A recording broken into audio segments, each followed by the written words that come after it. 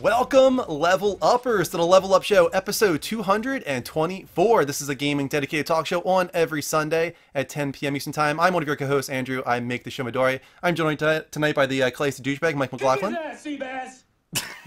Timing. Good timing there. We And don't high five enough anymore. Like the level up at the end of it. Yeah, we're just I like, miss level those times, up, man. We scream it, and we just go like this for like 5 seconds and don't. Do and we anything. have our very, very special guest back on the show, Dave from X1 Bros. Hey guys, thanks for having me. It's great to be here. Great to have you, man. How you doing tonight, Dave? Good, really good. It's the end of the week, the beginning of a new week, so it's always closing out a week is always good. Yeah, man. So you guys were at E3 this year. We're going to talk about that, of course, later. But just to get a quick feedback, how was it, man? It was awesome. It was it wasn't, I don't know what I was expecting. It wasn't what I was expecting. It surpassed whatever my expectation was. Really? It was a blast. Just Wow. a ton of fun, yeah. How long did you guys stay for the whole thing? We were there from Sunday until Thursday morning. So yeah, the entire conference we were able Now- to make it. How far is that from you guys where you live now? So if we were to drive, it'd be like a 12-hour drive. Oh, wow. But we flew, so it's like a hour-and-a-half flight. Okay, so that's not too bad. I'm sure. I mean, Yeah. plane tickets were exorbitant because of the conference in general, but And you got in as, I guess you'd call it a press pass or something along those lines? We did, yes. We got lucky enough to get a press pass, so we were able to talk to a lot of developers. Press pass is nice because you get to go during these early morning hours, and you get to talk to different developers. On some games, you don't have to wait in line after they let the general public in and stuff like that. So it was really cool just to get to meet a lot of the developers, talk to them, talk about their upcoming games, what they've been working on, stuff like that. So totally new and awesome experience. Happy for you, man. Happy they got to be there. Like that's like a level up for sure, right? That's that's hitting the next echelon. That's something we've been praying to do at some time in our gaming career, if you want to call it that. But it's obviously it's a little more difficult on our end to travel from East Coast to West Coast. Oh, so yeah, no doubt. It's definitely one of our goals eventually. But super happy for you, man. Of course, if anybody doesn't know, Dave, a part of probably the most positive Xbox community that you'll find anywhere, especially on podcasts. You guys have a growing, very successful podcast that you do every single week. You also, of course, do it live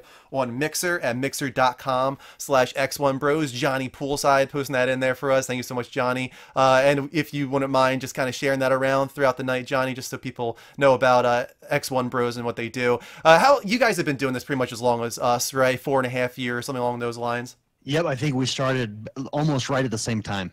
And you guys just hit 8,000, I think I saw, followers on Mixer.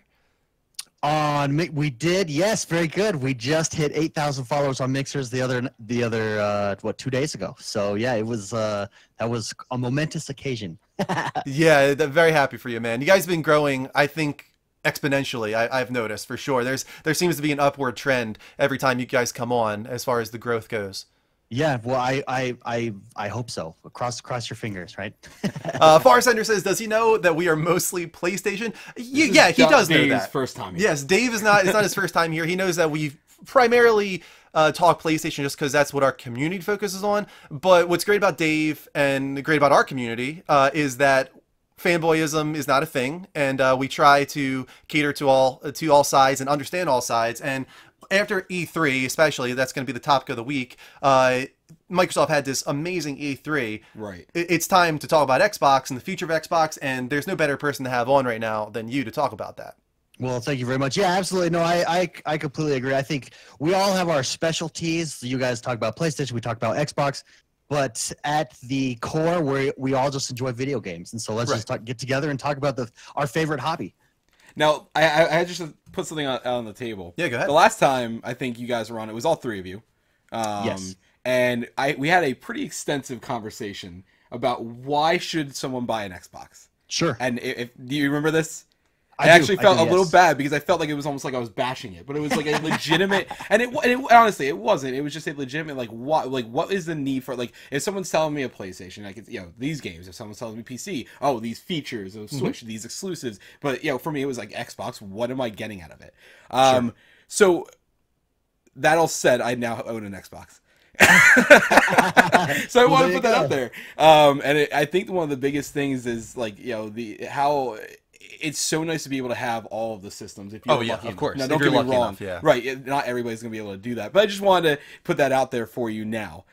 Just because I felt like, there was a little bit of fake, not tension, but, just a little bit of bashing. Well, I think that's another reason this is a great time to come back together, because things have changed in some ways after many big announcements at E3. And I think we can talk about that during Topic of the Week. We don't want to blow that all right now. We'll get to that eventually. And there's a few stories throughout the night even that touch on the future of Xbox, and it's another good reason to have you here tonight. I want to give some shout outs, of course. First off, right before the show started, we had a huge host from PMG TV, 35 viewers to start off the night. PMG TV is a part of our stream team, guys. Really, really kind, generous guy. We've been getting to know him a little bit lately. So I hope as the positive community that you guys are, supporting people that support us, go to PMG TV on Twitch, give him a follow. Also, Teaminator, my buddy from college, gave us another follow after the huge raid he gave me on Thursday of like 72 viewers. He came in tonight with another host, and Bowser as well. Thank you so much, guys. As far as subs go, we got Split Maniac and Bowser I don't resub. think your notifications are working, by the way. Because I didn't hear either of those, and we actually don't have the number of followers in the top left. Okay, I'll have to refresh that probably. It probably just needs a refresh. Absolutely. But Split Maniac and Bowser with the resubs, thank you so much. If you guys don't know, we do something called a prize wheel here. So anything worth $5 or more gets you a spin of the prize wheel. That means subbing, resubbing, pledging on Patreon, cheering, tipping, hosting for 10 viewers or more. And of course, there's that awesome Twitch Prime sub and sub gifting that they added, which has been super beneficial to our channel. And I hope you guys take advantage of that to get those prize wheel spins. All right, so I refreshed the alerts, and let me just refresh the view count too, if I can find that. It's There we really go, small right there. text. Bottom. There it is. And refresh the view count. Let's see if that brings it. There it is. Here we go. All right, there we go. Dave, what has changed on Mixer, just to kind of get a feel for you? Have they added anything like sub gifting or anything like that? Sure. No, so that you can tell that that's the. In fact, I thought they were going to mention something about that or make an announcement about it at E3. They had invited all the Mixer partners to E3 if you were able to make it. So everybody thought that was going to be an announcement. It wasn't an announcement. They've done free subs if you log into Mixer the last 2 months in a row. But in all reality, I mean, they need to figure out, and it's going to happen. How they do it, I don't know. They need to figure out how to do a Twitch Prime type of scenario before Mixer really starts to take off. It's definitely grown audience-wise. I think they've like quadrupled in the last year or something, their audience size. So it's a player. I don't think it's going anywhere. Microsoft put a ton of money into it. Figuring out how to get the same benefits in order to incentivize people to stream on Twitch is I think where they're at right now. Weren't you just talking about that actually, Mike? Yeah, we were actually, I brought it up because I mean, the one thing, here's what's crazy, having the Xbox, I get to see it more. I mean, they basically put it in your face. Right. You cannot not see it. If you own an Xbox, bam, it's right there. It's the third tab. Yeah, you can't get away from it. And so I think that's actually really good and really smart in their market. Sony, has the partnership, so that you can, not the partnership, but you have the Live from PlayStation, but it's an app, and it's hidden away, and then you have to, now it's hidden away because it's in another media tab, and then you have Live from PlayStation, so there's that. So I think as far as the console really doing it the right way, that was really smart of them to do. It's just, to me, the growth. I saw another thing, how the growth as just you said, they quadrupled. I didn't know it was that much. I knew it had grown a lot, but there was no exact numbers that I saw.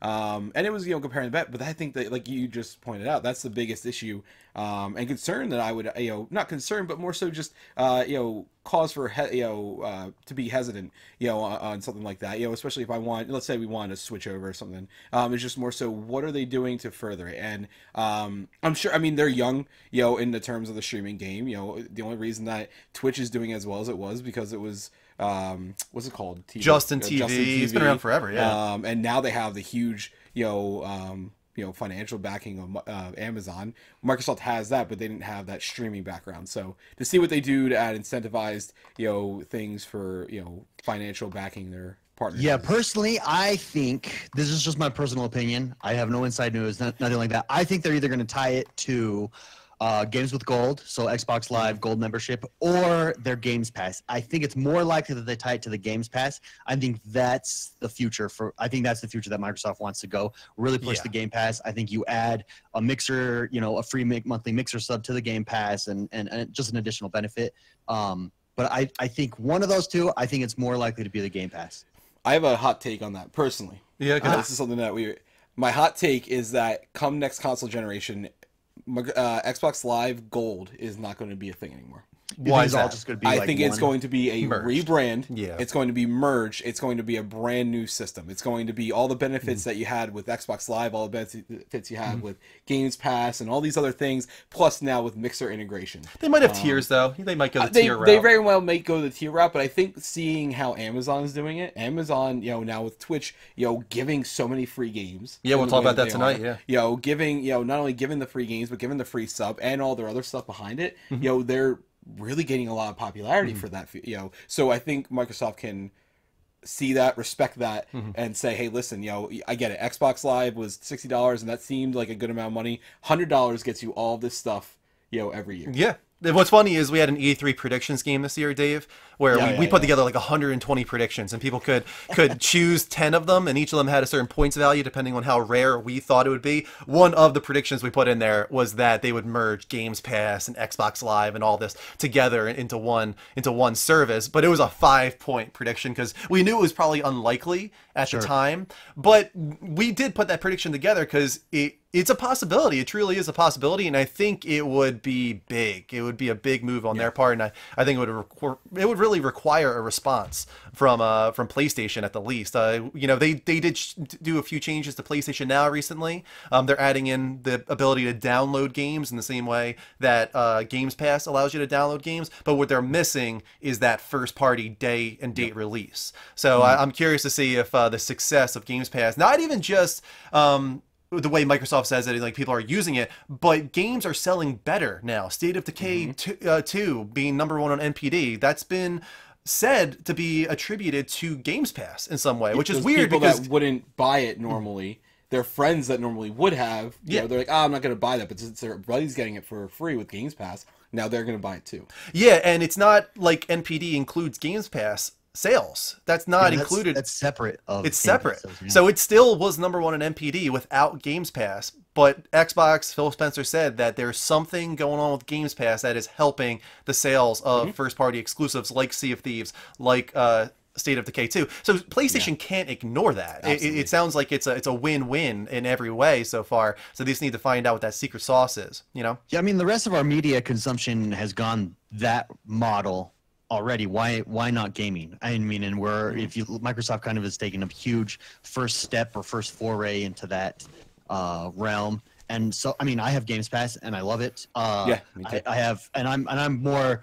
I play a lot more games than like someone like my father-in-law or my brother-in-law who just purchased an Xbox for his kids, and I was like, just get Games Pass and then you'll never have to buy them a game. And he did it, and they have lots of options and get to play all their games, and it's not an issue. So my only concern, I don't know if they'll merge the two.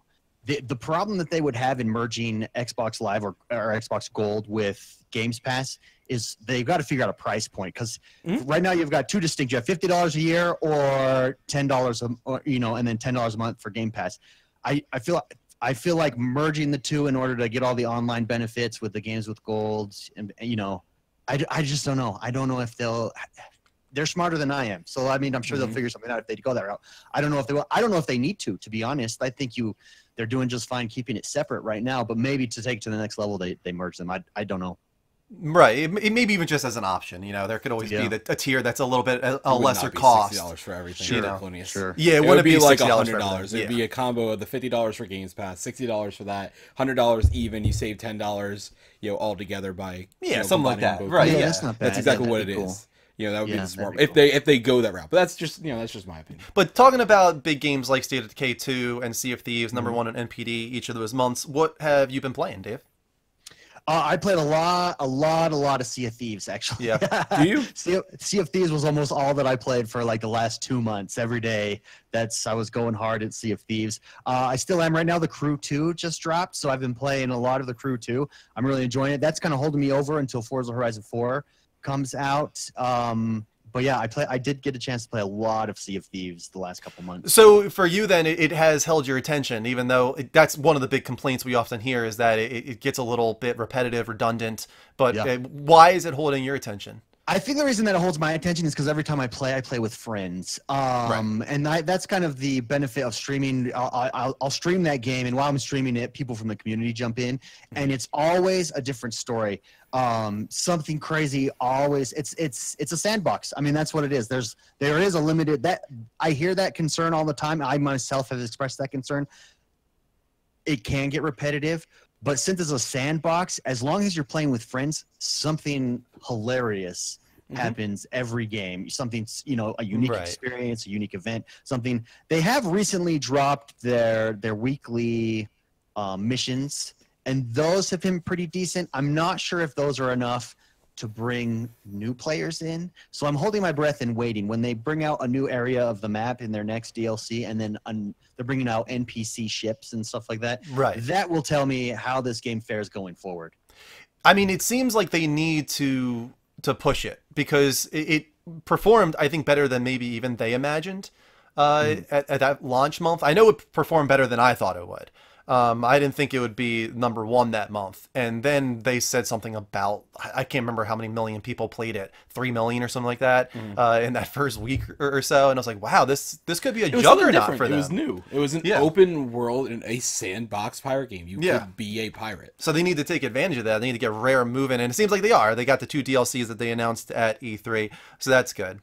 Yeah, and they've started, like I said, they just barely, I think 2 weeks ago, they started with their weekly events. So if they can keep that up, and I mean, a year from now, this could be an entirely different game. Yeah, sure. Or it could be lost in the dustbin of history, right? I mean, it could go either way at this point. It'll be interesting to see. I myself hope it goes the successful route, because I think they've got a good thing. They've just got to do something to pull people who wouldn't normally jump into this game. You know what I mean? Like, give everyone a reason to play. Tighten it up. You tighten it up. That's all they got to do. What about you, Rick Mike? tried to jump into Sea of Thieves the other day. Very toxic few people that we met. We actually stopped. I had to go do something. We jumped in for a few minutes. I had a few minutes before Danielle. Did they murder you and steal your gold? No. But so we tried to join another crew because we don't know what we're doing. Neither Rick nor I know what we're doing, and Rick doesn't talk, so that makes it even a little more challenging to find someone that helps. And no one wanted to help. The first guy we got, I thought he was going to be pretty helpful, and he comes in, and I was like, yeah, we never played this before. He's like, oh, really? And then he was like, you got to go here. And I'm like, all right, all the buildings look the same, but fine, I'll go find it. He's like, did you do it? Yeah. He's like, where are you? I was like, I don't know. I'm swimming over to the shore because the boat's like, 50 feet that way. He's like, I'm not doing this. And he logs off. And then like the next person that comes on, pretty much the exact same experience. And then another 2 people do that. And I was like, all right, I can't do this. Maybe some bad luck, hopefully. So I'm like, all right, whatever. So I was like, man, really toxic community. But I would love to play it because it does seem fun. Like even the limited combat and everything like that. Like I was like, oh, this is enjoyable, especially playing with Rick. I'm like, what the hell are you doing? He's just like in the sides. It might be a good one to jump back into in 6 months once those DLC packs have released. That's why I'm telling you. I'm going to have it, so it's not going to go anywhere. Right, exactly. But I did. So what did I play? I played some Overwatch this week. Of course. I don't think there's anything. I mean, and we had the community game night, so that was fun. That was a lot of fun. Black Ops 3. I heard. A group of us. My God, some people are so disillusioned to how to approach life. You mean people you met online? Yeah, man. There's this one guy, and he's like Master Quim's right here. He was a party to it. Oh my God, this guy was so toxic. It was like one of the first games we had, and he was so toxic, like stereotypical. And toxic, but like he was older. Player. He had to have been easily around our age, if not a little older than us, and like yelling like we didn't do anything. We didn't do anything to him at all. Give him a shout out, Skittles 76. We didn't do anything at all. He's just like yelling. He's like, oh, he's in the corner, like that whole typical thing. Like, God forbid you get shot by somebody standing and camper. Yeah, it's all that stuff. And he's just like yelling at us. Well, like eventually, like I went to go send him a friend request as a joke. Sure. Eventually, why wouldn't I? Well, I accidentally invited him to the party. Oh, jeez. So he joins. And that's where it got, just as entertaining. Johnny, of course, is Johnny and egging him on, saying stuff, and then all of a sudden you hear this little kid in the background who had been like 6. He's like, tell him to shut the hell up, daddy, or something like that. And I'm like, all right, this is not funny anymore. I am absolutely done. And I just messaged them. I was like, guys, kick him out. Yeah, that's where it gets. That's when it gets a little too real. I was so surprised. I was like, oh my God, this actually happens. And then the last thing, exactly, damn it, Johnny. Last thing we'll talk about, because I know you always rush me through my stuff. By the way, My Hero Academia, absolutely have to watch it. Okay. I am really into it. I don't know when the hell I'll fit that in, but I'll try. I'll try at some point. I know, but I think you and Dee would even enjoy it because it's a Japanese anime, but That's Western, exactly you know, what Dean superheroes. hates. Huh? That's exactly what Dean But hates. superheroes. So it's like Okay. take all the quirkiness of a Dragon Ball Z show and that, which Dean loves, Yes, and then that's put true. in superheroes, which Dean loves. And it's pretty cool. So I really absolutely think you should watch it. But Project Octopath Traveler. Yeah, man. Did you play I it? did. I played roughly an hour and 20 minutes. I'm going to say about an hour of fluid play, because I had to Okay. stop here and there. And I like it. It's lot. it's really good. It seems like it's going to be very long. It's a good 60 to 80 hours. I'm yeah. hearing like 80 to 100 plus. It depends, of course. You got 8 different characters. You can find their stories. Right. You can play it however you want. You can go start with each character, or you can actually find those characters throughout one other person's story, and then you can just switch over to them. So it's very nonlinear, and it gives back what you put in. So yeah, it sounds like it could be as low as 20 hours if you want it wow. to be, if you want to just do one Yeah. character story or whatever. But So, I mean, we can combine this because I know you played it. I did you play, played yeah. as what? I played as Primrose, the stripper dancer who's Oh, actually God. a double agent looking for revenge against the men that murdered her father. I played the thief. Yeah, I was very happy with my choice. I as Primrose, I thought the you would have sexy gone with the dancer. scholar. I was surprised. I'll be I honest thought with you, would have man. gone I with the was scholar. looking at all the characters, and first of all, I feel like the female characters in that game have a much more compelling story from what I've read. And honestly, and I'm going to put it out there too. Just because given Andrew's description, it's fine, but they actually do a very tasteful job with this game, and I appreciate Yeah. that. I really respect them for that. For this, you're thinking like one of those, especially because it's a JRPG, one of the scantily clad, very disproportionate sized body, parts and everything like that. No. She's normal looking, very attractive even- female in good clothes. Even Primrose, who's supposed to be the sexy dancer, she kind of Right. looks like Jasmine. Like she's wearing like that Yeah. kind of outfit from Aladdin. I respect that. It I like does that. I appreciate like that. the master, if you want to call him that, of the harem. These strippers. He does talk to them in a very demeaning way. He calls them whores, slaps them, that's all this kind of realistic.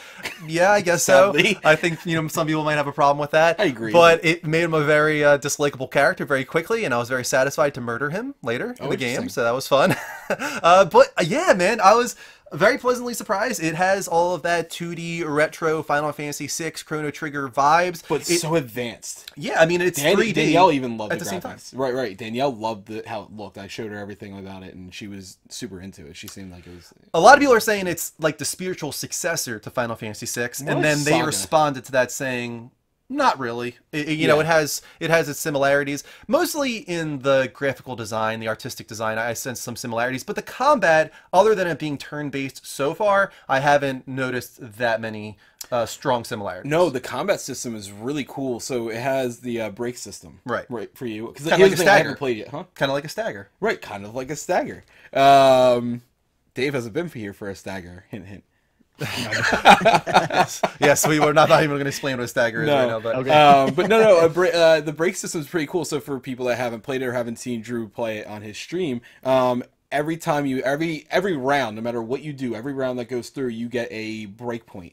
And you can collect up to 5, I think it is total. I don't know if you can expand that. And if you hit the top right bumper before you do either your what's considered a hero skill or magic, essentially, or you do an attack, it will double that attack or whatever it is, Right, with a boost. with a boost, and they can get pretty handy, and there's a really smart way to do things. The enemies have weaknesses and they show you what they are if you discover them. So one enemy for me was weak to my sword, which is nice, but most of them were not. But if you do that, you can kind of stun them for one turn, and then it will do extra Right. damage to them, Of course. which is pretty cool. The one thing so I don't know what your hero ability is, so I played the thief, and one thing was really cool is you're going to be very, very satisfied with my ability.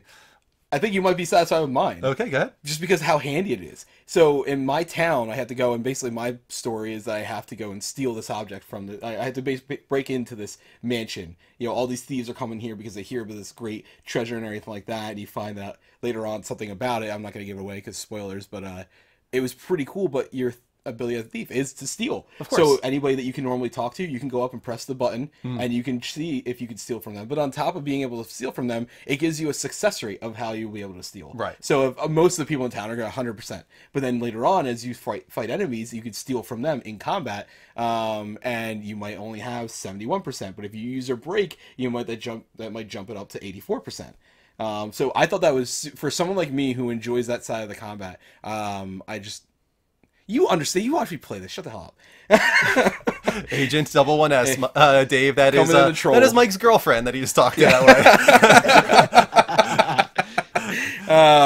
But I thought that was really cool. I don't always love stealing in games, just because the consequences are not nearly worth the payoff. But in a game like this where you can see your odds, I like to test my luck on it, and I thought that was really cool. So Primrose's special ability is that she can seduce anyone. Oh God. Oh yeah. So if you go up to any character pretty much in the game that has that option, you can seduce them and hypnotize them with your sexy body. And what do you do? You pretty much brainwash them to become a part of your team. Oh, So that's you awesome. recruit them as a party member combat too? In combat, That's but so you can also cool. bring them into like certain story elements. For instance, at the very beginning, there's this rich bachelor that you need to bring to the stripper house because he's got a lot of money, and the master is very upset with you because you didn't earn enough money that day. So you got to bring in somebody that's gonna bring in the coins. So you find this bachelor, seems like a very wealthy man, and you do your seduction on him, turn him into a slave of sorts, and then he comes with you, and you bring him to the whorehouse. That's so cool. And get his money. So, but then after that, one of the people in the chat that night, somebody knew, was like, "You're about to go into combat. I recommend going after the old man."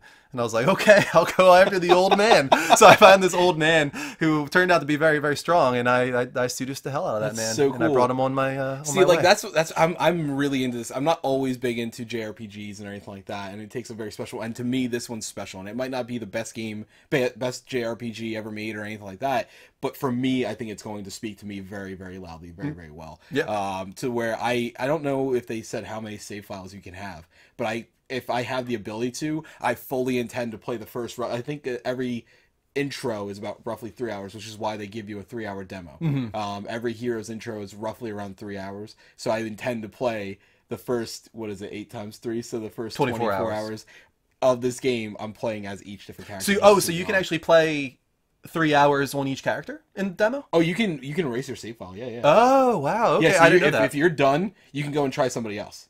Interesting. Well, I'm not going to do that because I'm going to buy the game. One is good. Yeah, me too. I'm gonna I buy mean, it, it's only. so. I mean, we only have what, 2 days? Yeah. So it's not like you have to rush. You're not going to get. Well, actually, no. It comes out on a Friday. This is to anybody who doesn't know. It's Octopath Traveler, formerly known as Project Octopath Traveler. A little bit of a mouthful, so they decided to get rid of the project part of it. It's on Nintendo Switch, so another reason to pick up your Switch right now. You ever hear of this game, Dave? Is this this completely one I new? actually have it downloaded as a demo. I've not yet jumped into it. My only hesitation is it says for completion, like with all side quests and stuff, it's 80 to 100 hours. That's what we were just talking about. There's only a limited number of games that I have that I can afford that amount of time on. So it's sitting in my demos. I really want it.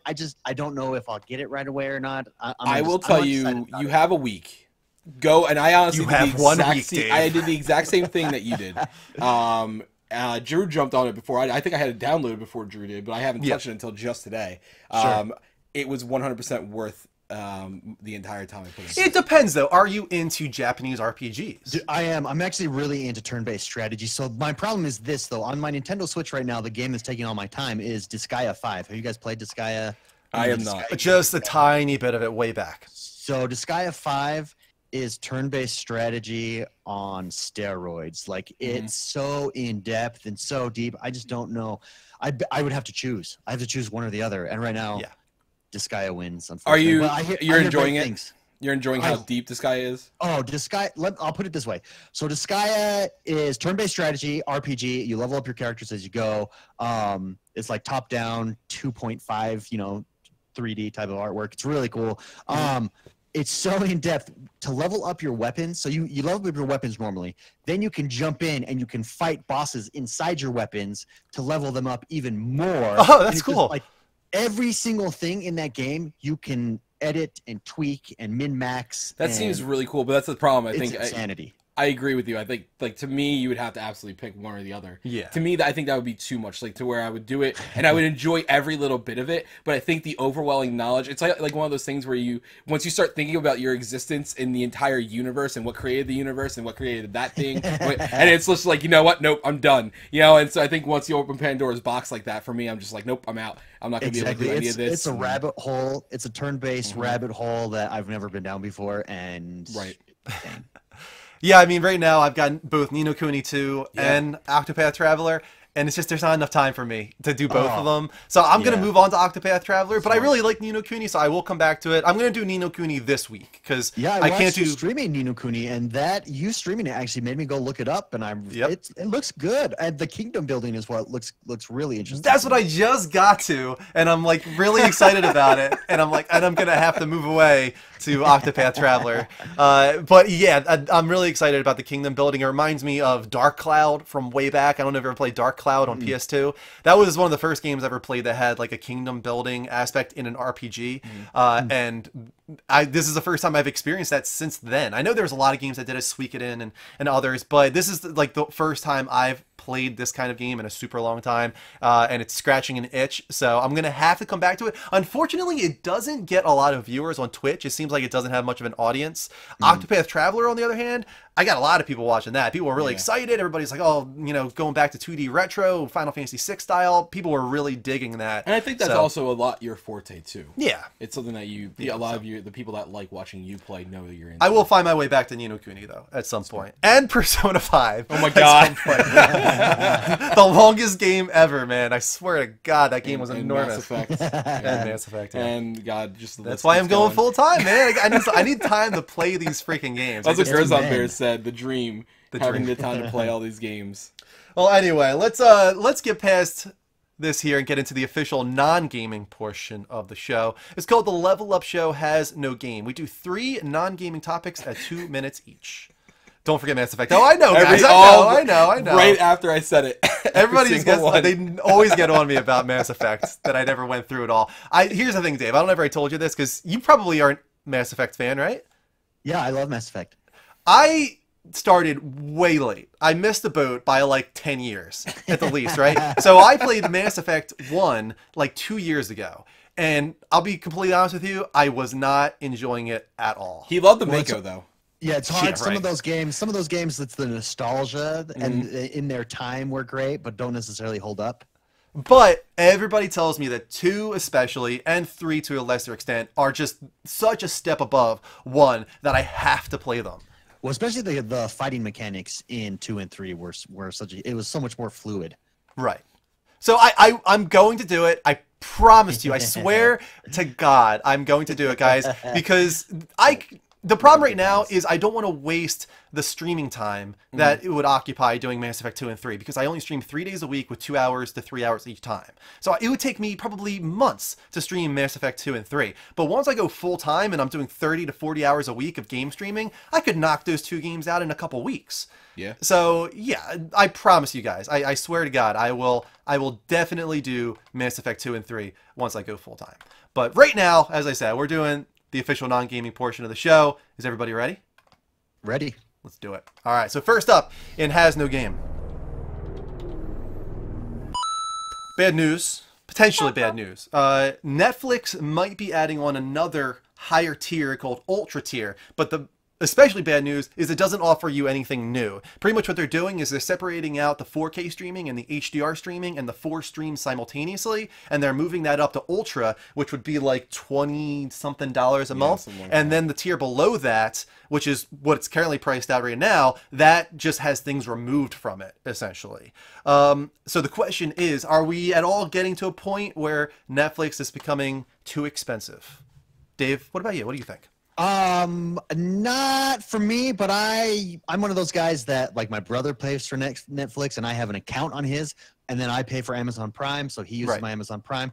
So not yet for me, but I think there's a line in the sand, and I think over $20, when you start getting into the $25-$30 range, I think that might be, because that's cable. You could buy cable, right? I could go buy a Sling TV if I want for Right. that price. Right. So $25 to $30 is your cutoff point. I think so. Yeah. What about you, Mike? What's your cutoff point? So it's weird. I don't know if this might be it. Really? Or at the very least, I don't know. I won't pay for that much. I'll keep what it is now. But what I've come to find is that we actually don't use Netflix nearly as often as we used to.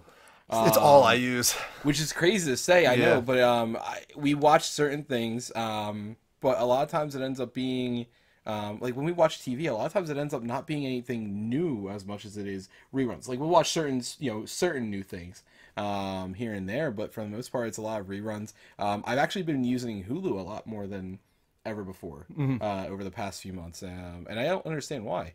But yeah, I think that might be. I won't go to the next tier. I'm with Dave. If I were even spending the money on it, I share it, honestly. But $25, $30, because I watch a lot on there. I just went through 13 Reasons Why Season 2, and I thought that was excellent. I think the content there is excellent, so I'd be willing to pay personally. We go ahead, Dave. I'm sorry, I just want to finish. The problem is Amazon Prime is such a huge value that they could step in They and really are. steal people away. Yeah. And don't forget Disney streaming service coming as well. There you go. Might throw a wrench in the works. We got 2 Star Wars stories. 2. First, Kerry Russell is officially on board for Star Wars Episode 9, directed by J.J. Abrams. Not too much of a surprise, considering J.J. Abrams has worked with Kerry Russell in the past with Felicity.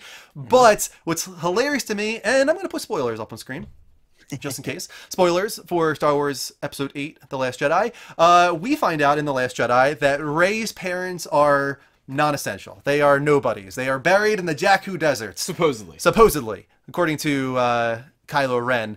But that didn't stop everybody I saw once this Kerry Russell thing was announced. Rey's mom, Rey's mom, Rey's mom. Everybody just immediately thought Rey's mom. Now, I mean, don't get me wrong. I think that would be awesome, in a way. And realistically, I think there's going to be a lot of retconning going on in 9.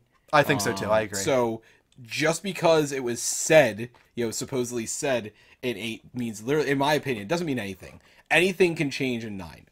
It's such a wild card. So I want to put that out there. But realistically, I don't really care if it is awesome. If it's not awesome, I think Kerry Russell's great, and I think honestly, she's gotten so much better as she's gotten older. And I really respect her presence on screen now. And I think she has that badass. She has that cute side, but that's what makes her so badass is because her demeanor is so surprising when you look at her.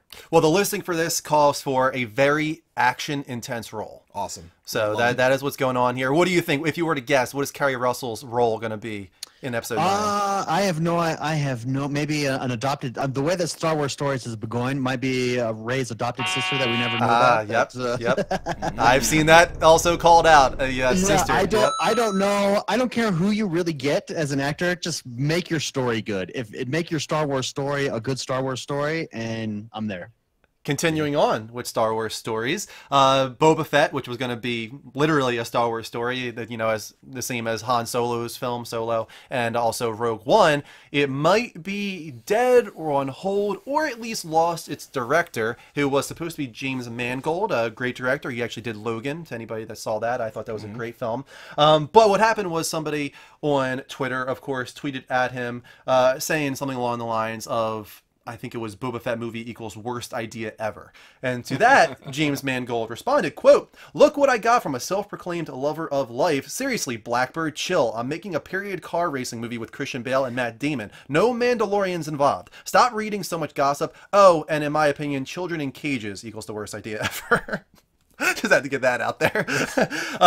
And then another person responded to that saying, "Sucks to know that there won't be a Mangold Boba Fett movie. He is a fantastic director. I'd watch a movie of 2 squirrels fighting if it was directed by you." And finally, Mangold responded, "Never say never." So it might just be that the truth is they are pulling back on these Star Wars stories after Solo did not perform as well as they thought it would do. Same with the Obi-Wan movie. We've been hearing that they were just about ready to go into production, and now it might be on hold, which is a little bit of a bummer for me. I actually would like to see Ewan McGregor get an Obi-Wan movie that he deserves. I think what bothers me about is that I needed a Obi-Wan or maybe another character's movie more than I needed a Solo movie. Okay. And I think that's where it bums me out. What about you, Dave? I just think it was poor planning.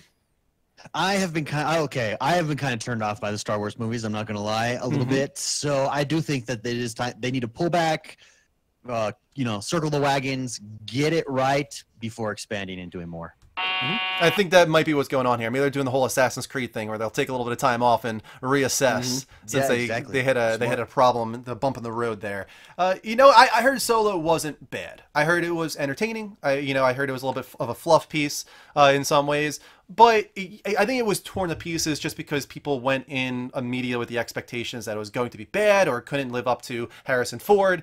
And I think that people didn't want it to be good in a lot of ways. And I think that speaks to the Star Wars community in some ways. We've been talking recently about how we feel the Star Wars community especially can be super toxic, especially considering all the, the women that have been starring in these films removing themselves from social media, like all of them, Kelly Marie Chan, Daisy Ridley, and I'm sure we'll probably see Carrie Russell have to remove herself from social media in the near future because they're just that vocal minority, if you want to call them that, can be so toxic in the Star Wars community. So it's tough to get that right. It's tough to appeal to them while also appealing to the mainstream, and it's a delicate balance that they're probably trying to figure out right now.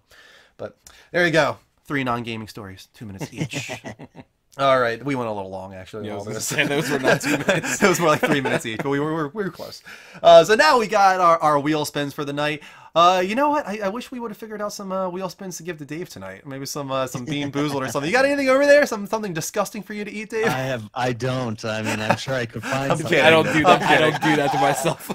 Yeah, we kind of regret doing it to ourselves, but once it's started, there's no stopping it. But all right, so first up, we're going to spin for PMG TV, who hosted us with the enormous 35 viewer raid at the very start of the show. Thank you so much, PMG TV. This one is for you. Anything worth $5 more will get you a spin of the prize wheel, guys. 25 XP to the entire room. I will do that right now. I got a macro for that, don't I? There we go. 25? It works. All right. Next up, we got... Let's see. Next up, we got Split Maniac with the resub through Prime. Thank you so much. That's 10 months now. Bryce, getting close to that 1-year anniversary, man. Thank you so much for your continued support. And, Dean's not here. I'm going to give that one to you, Mike. Costume chest for Mike. What the hell? I make the show, so. And next up, we got Bowser with the resub for 5 months now. I can't believe it's been 5 months since we met Bowser. That's crazy. Time flies, man. Right? Unbelievable. Hey, Bowser, if you were in the room, man, you get an audio hook for a full month. You can whisper me with a YouTube video or a link to an audio clip, whatever you want to be your personal hook that you can put into the chat as a command and make play live on stream. There it is. Bowser's in the room. There you go, Bowser. Whisper me, man, with whatever you want your audio hook to be, and we'll give it to you for a full month. And that is currently, that's currently our wheel spins. Thank you so much also to Hawkeye Gaming HD for the follow. We've got a couple of things towards our goals for the day, our daily goals. We got 2 out of 5 of our sub goal. We got 1 out of 10 of our follow goal, and nothing for cheers or tips yet. But if you guys don't know, if we fill in any of those daily goals, we do spin the high points wheel as well. That looks amazing. You should definitely wear that, Mike. All right. Moving on, we decided, since we knew you were going to be on the show tonight, Dave, that we would focus some of our segments around what you enjoy. Oh, Mike, you just knocked shit out. Knocked shit out. What did I do? I don't know. You must have hit some cables. We're good now. Things came back. Yeah, you have a lot of cables down here. We have a lot of cables. We do have a lot of cables, but it all they came come back. from? I think we're good now. All right. Mike, are you ready? For what? You got a segment that you do every week, you introduce it, you kind of talk about it and tell people what it is. I thought that was Dean's segment. No, it's not. It's yours. When he's not here, it's yours, Mike. Guys, community question of the week is now. What is community question of the week? That's where you guys can go in our Discord at discord.gg/the level up network. Got it. I'm going to pause you for 1 second. Dave, I will send you the outline real quick just so you can follow along. I completely forgot to send you the outline. So Sure, I'll no send that worries. to you on Discord. What a great host. No worries, sure. But, Good Mike, job, Joe. go on.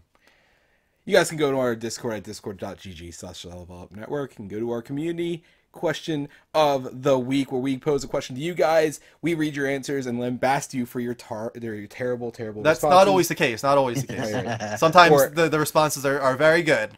Sometimes. All right, good cop. This calm down. this week, they're all good. Everybody put in the work this week. I was very proud. All right. This week's question was, Xbox had an amazing E3 this year with a positive look at the future. How do you feel about that future? Do you plan to get the next Xbox, and why? If at this moment, what does Xbox need to do to get you to jump in? If You like how I did that there, Dave? You like that jump in at the end? I like that. lame. It only does everything. Wrong platform, Mike. Oh, whatever. Close enough. If your problem is lack of games, what are the types of games that Xbox needs to go after? Hitman RX is the first to say if Sony doesn't start crossplay, I will be forced to boycott. No, not really. I had purchased 3 Xbox 360s and all were blessed with the red ring of death. You could say the Xbox enthusiasts at that point. The first 2 self-destructed 96 and 100 days respectively, both outside a 90-day warranty, gave them one last chance. A third died. Sent it in, got it fixed 2 weeks later. It was there with another failure with the scalar chip. I shall never buy another Xbox console ever. If I ever want to play any Microsoft exclusives, I will just put the money into upgrading my gaming PC. Well, he has that option now, which is a very interesting position to be in. Yeah. I understand it. It's you know, it's tough because they've bounced back from that, but Absolutely. that really did just somewhat ruin Xbox for a lot of people, especially if they were the unlucky ones that went through 5, 7 consoles. And I know people that actually did go through 5, 7 consoles with the I went Xbox through 360, you know? 2, I think. You went through 2? Yeah, some people were really lucky Yeah. and never had one single break. I mean, and then there were people I that had 10. mine for, I think the one I had for about 5 or 6 years before it did it, which is pretty good. Dave, I'm curious, how many red rings did you go through during your Xbox 360 days? During the 360 days, I think I had 1. Okay. But then I always upgraded when they came out with like the latest, Right. like, the thinner, better hard drive. So I think the Red Ring of Death didn't affect that later generation It as didn't, much. no. So Right. I only went through 1, and it sucked at the time. Of course, yeah. But it was really easy to. I mean, Microsoft did a great job of customer service at that point too. They You just send you the shipped it in, coffin. got it right back, Yeah, and right. it was good to go. Yeah. Yeah, I mean, they lost a lot of money on that. Yeah, man. that was at the manufacturing side, if I remember Yeah. correctly. Yep. Something with manufacturing was wrong in that. But the iteration. fact that they had to pretty much just allow people to be refunded. Yeah, They basically. lost a ton of money on that. Yeah. But they bounced back. So I understand why you would feel that way, though, man. How many points, Mike? Dave, we assign these people random. Are you familiar with Harry Potter? Yes, I am. We assign these people Yes, yes, I am. random Harry Potter houses and a points set up Right. to go with it. Hetman resides in Hufflepuff. How many points does he get for that answer? 12. Let's give him 12. Oh, 12. 12 points. Guys, to this is going to Hufflepuff. be a completely new scoring system for the Level Up Show. 12 points to Hufflepuff. I usually start out with 200,000, something like that. No, So- I like this better. Dave, just keep doing what you're doing. 12 points to Hufflepuff. 12. Done. All right. Next up. Jersey Tom was next, saying investing in Xbox at this time is very much playing the odds that the games being made are going to be worth playing. It's important to remember that a majority of the games shown at the conference were multi-platform, and even then, some of those exclusive titles were also available on PC. What we need to see is if the investments that Microsoft makes into their first-party developments pays off by making compelling games people want to play. Unfortunately, that's going to take time. And unless you're already sold on Gears or Halo, I think Xbox needs a more true single-player game, either as an RPG or story-driven action game that it can call its own. Interesting. I appreciate that. That said, I mean, you have let's look at their biggest competitor. I mean, they have 2 competitors, right? You have Nintendo, who up until recently had the same games, but they were all different styles. You had Metroid, you had Kirby, you had Mario. Right, they dip back into the well often. Oh but- yeah, they kind of go through all this. They've got a big well. Sony has done very well with garnering, not only their first party studios, but also partnerships with other studios, to where they'll kind of cultivate this, almost like, hey, we'll test you out on our platform exclusively and see if we want to, own you. Bring you in. Yeah. Own you. That's another way to put it. I mean, that's what it is. Yeah. But so we have Bloodborne, we have everything from Even Naughty Spider-Man. Dog, we have Spider-Man, so we have all these games, and they're all completely different.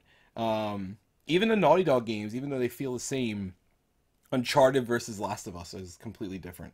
You have Days Gone, which is going to be a completely different feel to it.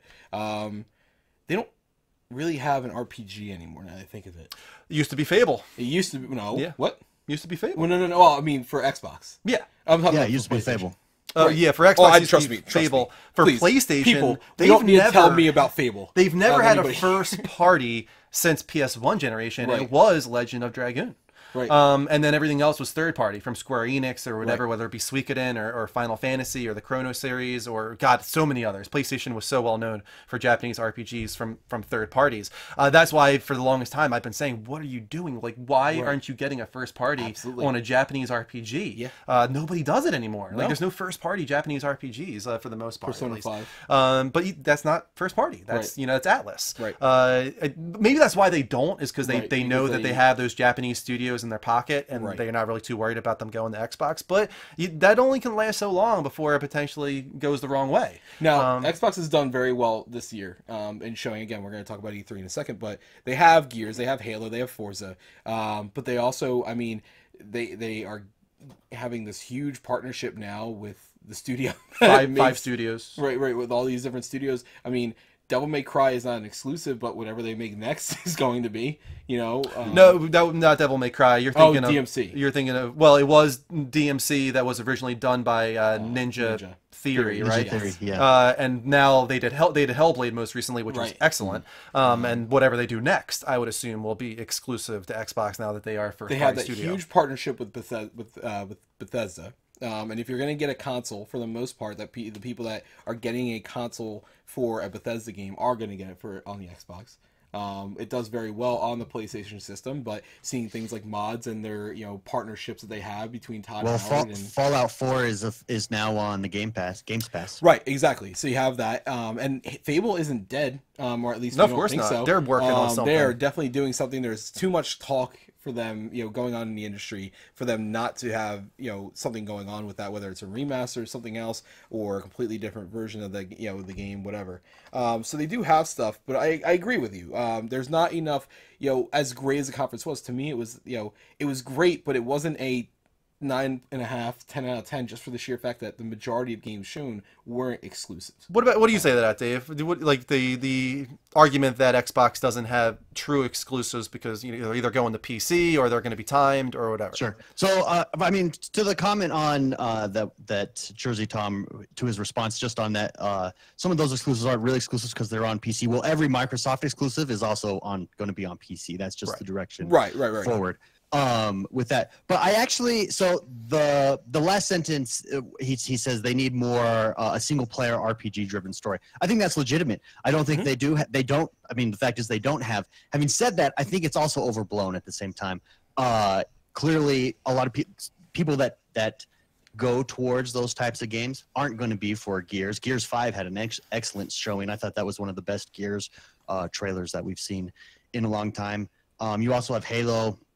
And people always forget games like Cuphead, games like Ori and the Blind Forest. Forza is the best racing series. Forza Horizon 3 is my favorite racing game of all time. I think it's the best racing series out at the moment. So I don't think that they don't have enough exclusives. I think that when people say that, they don't have the type of exclusives that appeal to those individuals. And I think that's legitimate. I think that's a legitimate criticism. But it doesn't mean that they don't have fantastic exclusives. Right. I agree. Some people would just say it has an asterisk on it, right? Because for some people, they're not going to consider it an exclusive if they can play it on PC, no matter if that money is going into Microsoft Pocket or not. Just for some people, that's what their mind tells them, no matter. I mean, which you got to way. think too. When you look at like a Sea of Thieves, it's something completely different. That's an exclusive. You look at State of Decay 2. I think it's one of the top survival RPG. That's kind of an RPG game, actually. It's one of the top it has survival mechanics. RPGs. It's pretty deep. Ever made, in my opinion. And so, people always go to, if you're not into Halo or Gears, well, there's a lot more games than just Halo or Gears. I think the problem is Xbox, they those are aren't the two most famous. Right. I think the biggest issue that I think a lot of people have still is that they're just not as popular. True. They're getting there, but they're not there yet. So we just need to make sure we make them have a huge impact to where they do get the renown that they will have. But Jersey Tom, does he? I don't think he has a house. Right? He does not have a house yet. Let's give him a house. He does. He will have a house. He is a homeboy. And so, therefore, he is going to get put in a Gryffindor. Gryffindor! Jersey Tom. How many points, Dave? We'll give him 100. 100 points to Look at 100. Gryffindor! Oh, see, Dave's getting how the game works. Dave understands. Do we have another Dumbledouche in the room? Oh, boy. That's what we call Mike, because he always gives the points to Gryffindor. Because they always win. All right, GFN at 2-1 responding with, it definitely sounds like the future is looking up, but I do need to see proof of that. Having multiple new first-party studios is great, but I need to see that the games they plan on having them put out.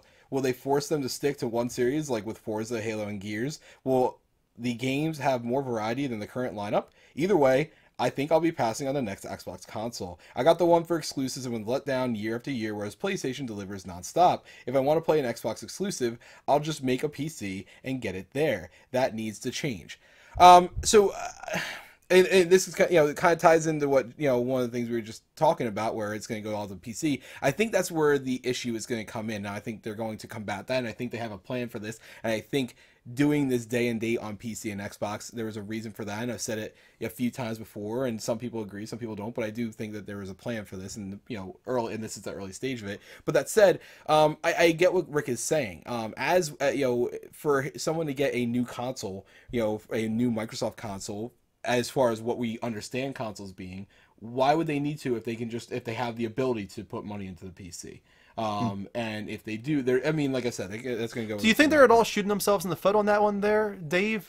No, I think they're taking the Amazon approach. I think they want you in their ecosystem. Right. Amazon just wants you in their ecosystem. They don't care if you're watching Amazon Prime Video, Amazon Music, or ordering boxes. You're in their ecosystem, and that will pay off in the future. Right. I think what my issue is, and I think you're right, they're happy with the way things are going, right? Because it's the ecosystem for them. I think if they could improve it in some way, it's to find a way to still make it feel like the Xbox has an identity. And I've talked to you about this before. I feel like the fact that you can play all those games on PC, I no longer look at Cuphead as an Xbox exclusive. I no longer look at Ori as an Xbox exclusive. I went on Steam. I downloaded both of those from Steam. At no point did I see Xbox, did I see branding for Xbox. I never saw anything that made me feel this is an Xbox title, this belongs to the Xbox identity. You know what I mean? That's, I think, something they need to figure out how to make it feel like that. Even on Xbox, I mean, when you load up Ori and the Blind Forest, it'll say Microsoft Studios. I don't think it says Xbox anywhere. It's always Microsoft Studios. So I think they're looking at their brand overall, and you've got the Xbox app on your PC. That's more for social. I think that takes off. I think they're putting all their money in that. I've never opened that, to be honest with you. For the future of crossplay, crossplay, because you can do party chat in there, everything. So I could be playing on Cuphead, having Xbox party chat while I'm playing against you, on Xbox Live. Right. Okay. And so I think these are all foundation builders. Right.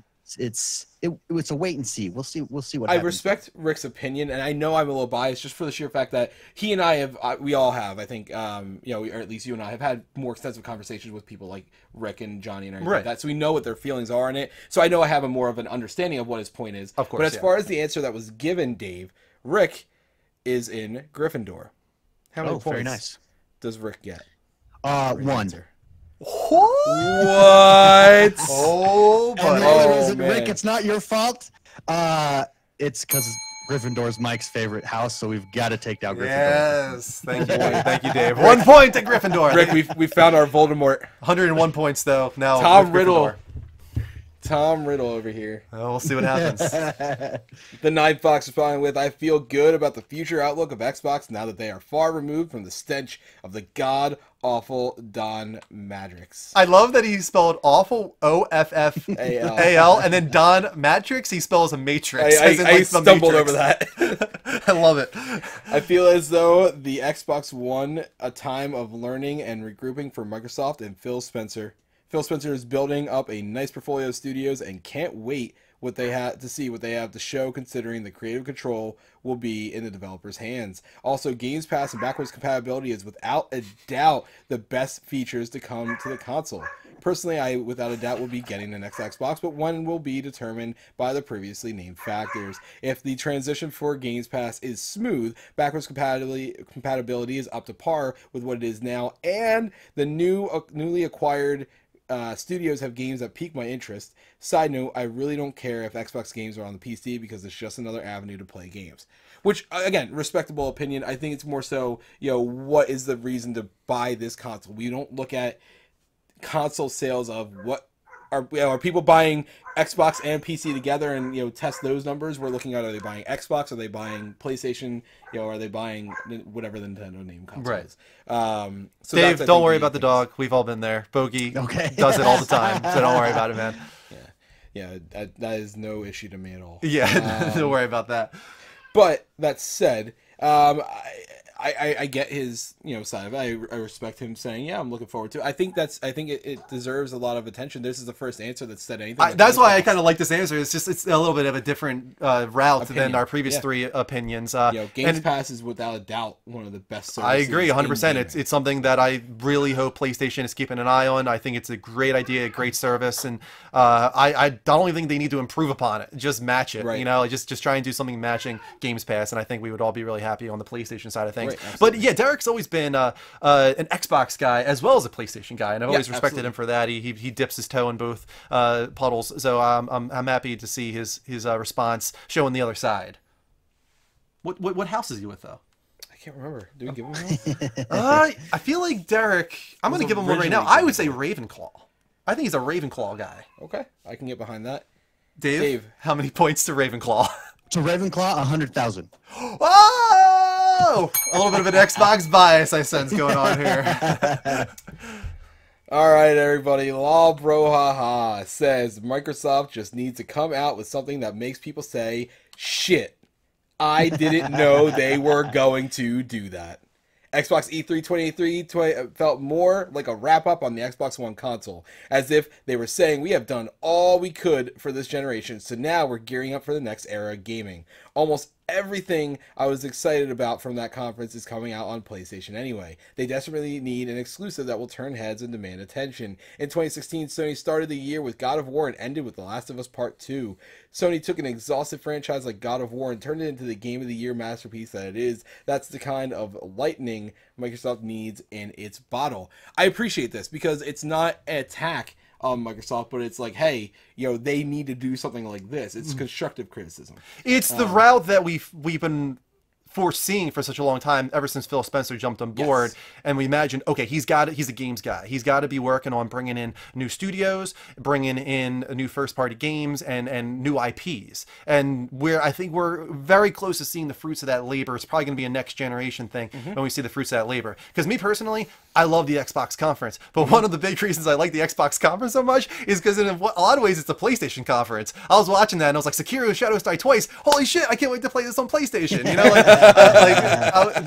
a lot of ways it was a PlayStation conference for me. And I still, of course, appreciated some of the exclusives that they showed off there. One of them being Runic. I thought Runic looked freaking awesome. And I really hope I can get to play that on the PC at some point. But yeah, I can understand where Law Bro Haha is coming from here. I actually think Law Bro Haha nailed it on the head. I do think that they said, we'll take where we're at this generation. We're focused on next generation. I really do think that this was I've never seen Microsoft more focused than they are now. And I think they're looking towards, and when we say next generation, they're not going to be a new generation like traditionally we have. It will just be when they announce the next Xbox One X, whatever that is going to be. It's, generation with the asterisk on it. But a proof positive of this is their biggest game that they announced was Halo Infinite, or one of the, I mean, it's their biggest title, without a date, with just saying, hey, we're working on this. And I think that is, we are, a nod towards we're working to next generation. Then announcing the 5 new studios, that's obviously next generation. I think he nailed it on the head. I think absolutely it is. It's not throwing in the towel, but it's just saying, this generation's over. Here's where we're at. Let's get together. The last time they were this focused, Ryan McCaffrey had a really interesting article over at IGN just talking about the last time he's seen them this focused.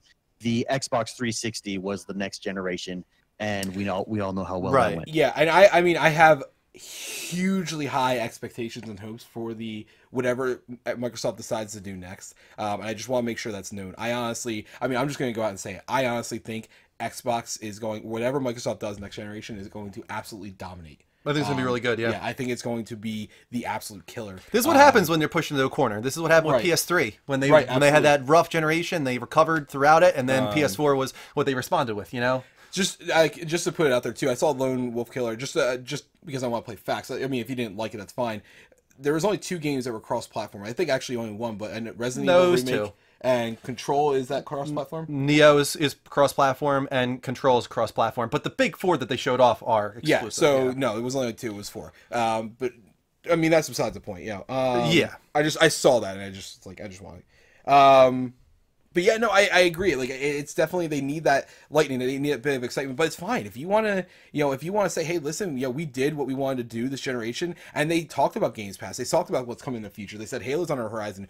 5 major studios that are going to be focused all on exclusives now, on top of everything we have. Plus, we have all these other games that you guys enjoy playing, and the features of day and date on PC and Xbox. And I'll tell you right now, that's going to benefit them for the next console generation, no matter what. Going back to Halo Infinite, that definitely was one of the big announcements. I know a lot of people are looking at the metric of YouTube views, actually. It's a great way for people to see the excitement for these games coming out of E3. They add up all the different trailers and all the different channels and see how many views they got. Halo, I think, was number 2. The number 1, I'm not sure if you know what this is, Dave, was Cyberpunk 2077.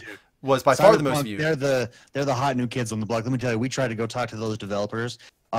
We could not get even close to the like it was line of just industry people. This wasn't even like general public. They weren't open to the general public. Everybody wants a piece of that action, and for good reason. That demo sounds from descriptions of people that sounds awesome. That demo sounds. I was a little disappointed they didn't show us any of that demo. But here's the thing that I thought when that conference ended, and I'm not trying to bash the conference as a whole. As I said, I love the conference.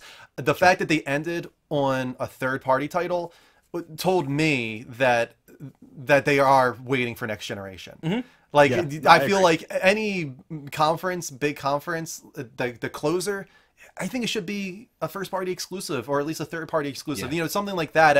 I think that's like a show stealer moment for me. And them doing Cyberpunk as this little 2-minute trailer, and knowing that it's just a multi-platform, that was like, okay. If you remember, they ended with Gears 5, and then. And then Cyberpunk was like, hey, we're wrapping up, and then they hacked in. So yeah, Cyberpunk was the one more thing moment. Yeah, that was their one more thing moment, which I thought was good the way they did. I mean, that the presentation was good for different reasons. I like how they gave away the codes and everything. That was very cool. Law Brouhaha, which house? Yes, Law Brouhaha. I mean, I like him, so I want him in Gryffindor. I want him in my corner. Somebody's got to go in Slytherin, man. Who's going in Slytherin? Man. I know. You can't choose Gryffindor because then it puts Dave in a corner. Yeah, I know. Oh man. I think we put him in Slytherin. Law Brouhaha. Don't worry. You're gonna transfer credits. Law Brouhaha is in Slytherin. Slytherin. 125,000. 125,000. Wow. Oh my God. We got a parcel tongue in the room here. Tom Riddledick over here. Next up. All right, Farsender's next and saying, I'll just say this: the studios Microsoft acquired don't have a stellar track record. Sure, these studios have made decent games, but nothing great. Will Microsoft money be enough to make these studios and games take these studios and games to the next level? Will Microsoft allow these studios to create single-player experiences? For me to be excited about the studios and future projects, I will have to see the games actually be shown. Sorry, I just don't trust Microsoft to make titles that cater to me. I do like them a whole lot better than certain other company, though. We know who that is. He's a big Nintendo hater. This guy. I'm also hesitant to get the next Xbox games because I'm unsure of their future titles. The only thing I know about Microsoft's future is we will see more Halo, Gears, and Forza. I can't get excited for that lineup. So I feel like we've already kind of responded to this, and we already responded to it. It's similar to what other people have said, and we hear over and over again. I think it's one of those things where just seeing it as Halo, Gears, and was it Forza? I get that that's your thing, but there's a lot more on their plate. You still have. But I do understand, as we've said many times, taking a wait and see approach. Yeah, I get that. I get it. I get that completely. And maybe just Xbox games don't cater to you. That's fine too. Yeah. I would like to just respond to the new studios. So one of the new studios is the Initiative that we don't know anything about. Right. But Daryl Gallagher is the head of that, and he's responsible for the revival of Tomb Raider. So that gives me hope there. The other studios, Undead Labs is one of them. Undead Labs, State of Decay, the original State of Decay was a lot of people's game of the year. That year, that was on the 360, and State of Decay 2 is just fantastic. They're probably going to stick in that genre and do State of course, with that name, they have to. These companies stay in their wheelhouse, right? But you're also going to see some of these other companies stepping outside their comfort zone. I mean, the one thing that is really exciting to me right now is the fact that Playground might be responsible for the next Halo.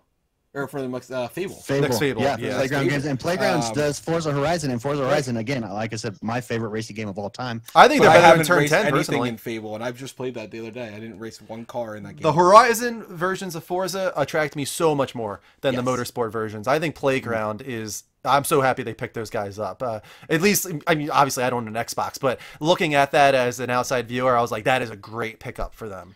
Yeah, I mean, those guys are Ninja rocking Theory it. with Hellblade, and Hellblade was fantastic. Oh, so good. Yeah, so So the good. only, they did the, that with the the only one third that's kind of a question mark for me, like I said, is the initiative, and then compulsion games with We Yeah, Happy yeah. Few that's not yet Yeah, released, so that's- we really don't have anything to judge them by. I was excited about but- that when it first was shown off, but yeah, that More it hype goes really on, it's just dwindled weird. down.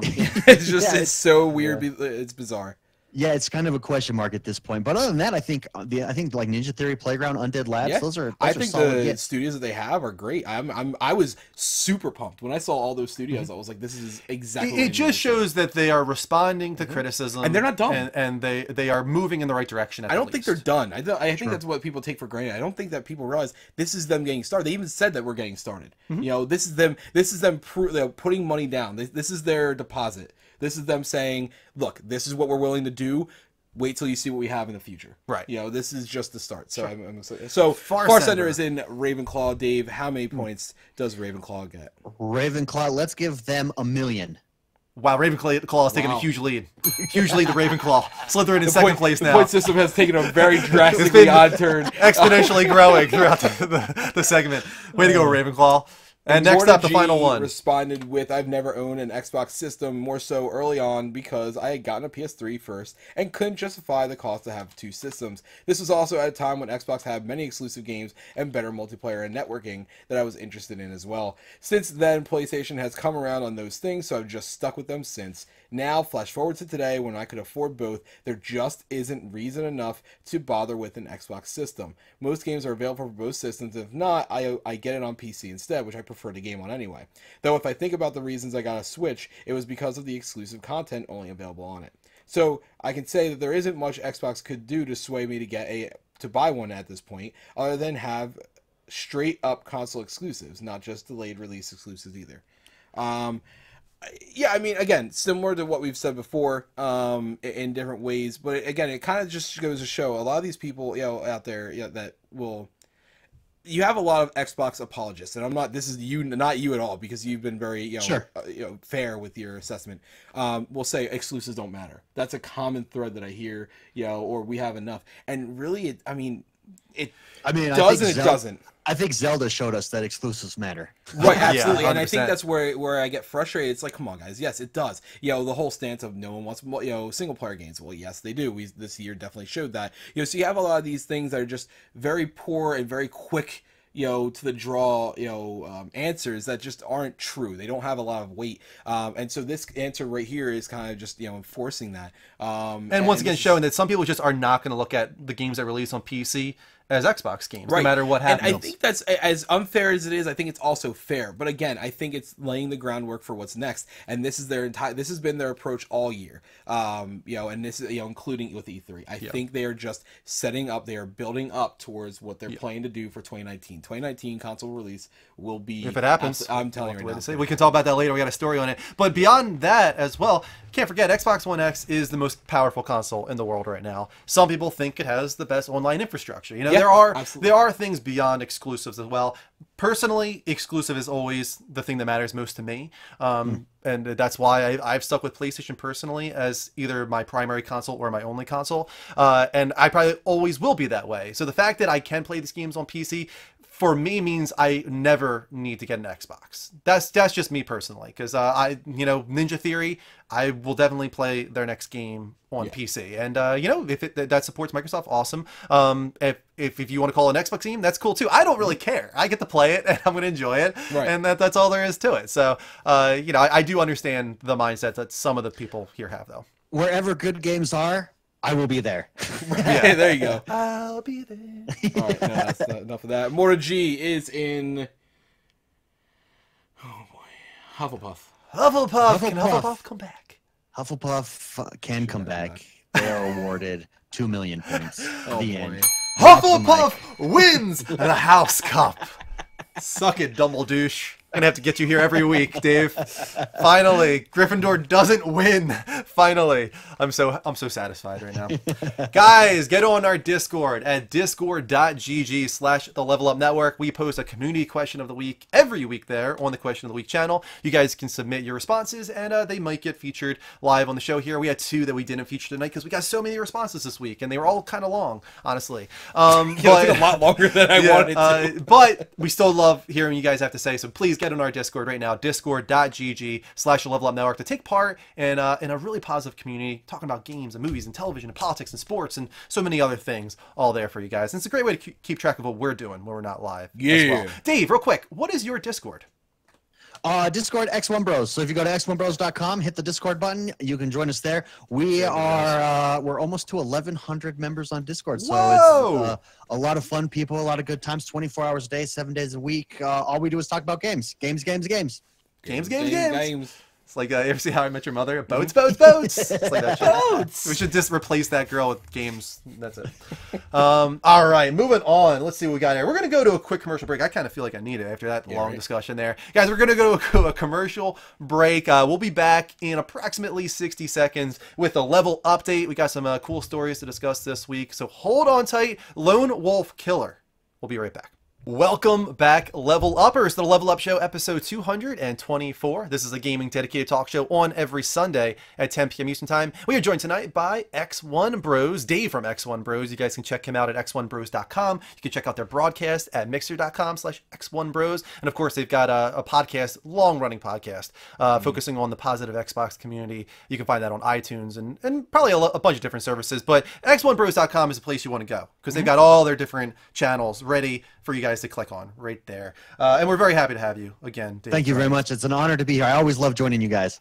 Yeah, it's been a pleasure having you, and it's cool to see the other side a little bit. We don't get to talk about it that often because we do have such a PlayStation-focused community, but it's always cool to see the other side and to introduce that other side to our community a little bit, because sometimes I feel like they don't have any idea themselves. But to anybody who is joining us tonight, especially anybody from X1 Bros, we welcome you to the Level Up Network. We hope you guys are enjoying the stream. Hit that follow button here at twitch.tv/levelupshow. If you are, turn on notifications. Make sure you get alerts whenever we go live. Mike and I are on several weekdays with variety game streams, and every Sunday here with our gaming talk show, even the Dean Level Up Show. To do some yes, Dean, of course, does it on his own channel at twitch.tv/thebeastnj, but he joins us on Sundays. On Tuesday, which was handy. Oh, did he sub for you on Tuesday? Kind of. He played on Tuesday instead. Oh, really? Pushed it out that I didn't realize it was on our channel. Was it on our channel? I'm not sure now. Okay, I think it was on his channel probably. But either way, you can follow Dean on his channel, and he will be back next week. He couldn't join us this week, but he will be back next week here on the Level Up Show. Also, the prize wheel is active. Anything worth $5 or more will get you a spin of the prize wheel, guys. So that means subbing, resubbing, pledging on Patreon, sharing, tipping, hosting for 10 viewers or more will give you a prize wheel spin. And of course, we love those Twitch Prime subs, which you can use for free through Amazon Prime.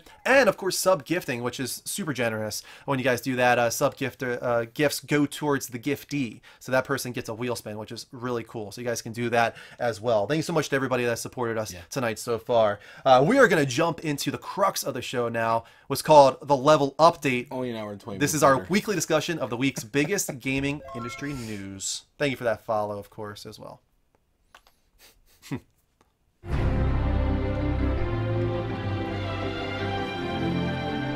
Lone Wolf Killer, that's what that was. Thank you so much for that follow. I really appreciate it. Alright, so first up, this is kind of cool. You're talking about when's next gen going to happen, right? Well, this might give us a little bit of a hint. Call of Duty 2019 is listed for multiple next generation consoles. Infinity Ward's upcoming Call of Duty 2019 installment is allegedly in development for multiple next gen platforms. At least that's what a recent job listing at the studio implies. While the listing itself doesn't explicitly mention a release in 2019, the COD series is entered a 3-year development cycle back in 2014 with Infinity Ward, Sledgehammer, and Treyarch, of course, taking turns in each year's Call of Duty title. Quote, this will give our designers more time to envision and innovate on each title. Simultaneously, it will give our content creators more focus on DLC and micro DLC, which, as you know, have become large and high margin opportunities and significant engagement drivers. This came, of course, from Activision Publishing CEO Eric Hirschberg. That was back in 2014 when they started that initiative. Treyarch is responsible for the upcoming... Sorry? Say that again. Treyarch? Treyarch.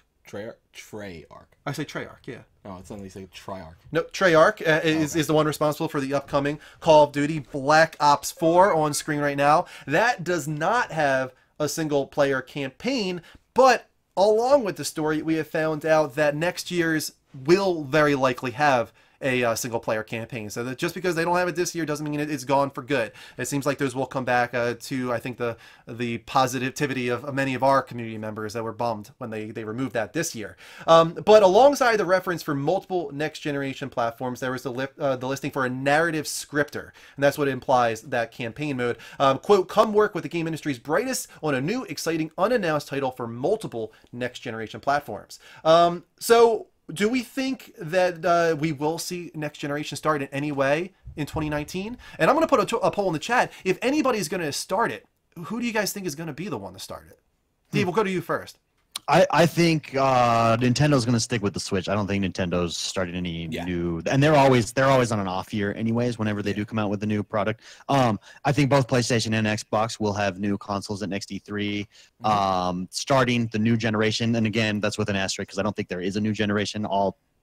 All games will still be able to play. It's just the next iteration of a console. But I think Xbox has set themselves up. Phil Spencer at the end of his conference basically said that they're already working on the next console, and their goal is to continue and make sure that it is the most powerful console there. So it's going to be a battle for the balls, basically.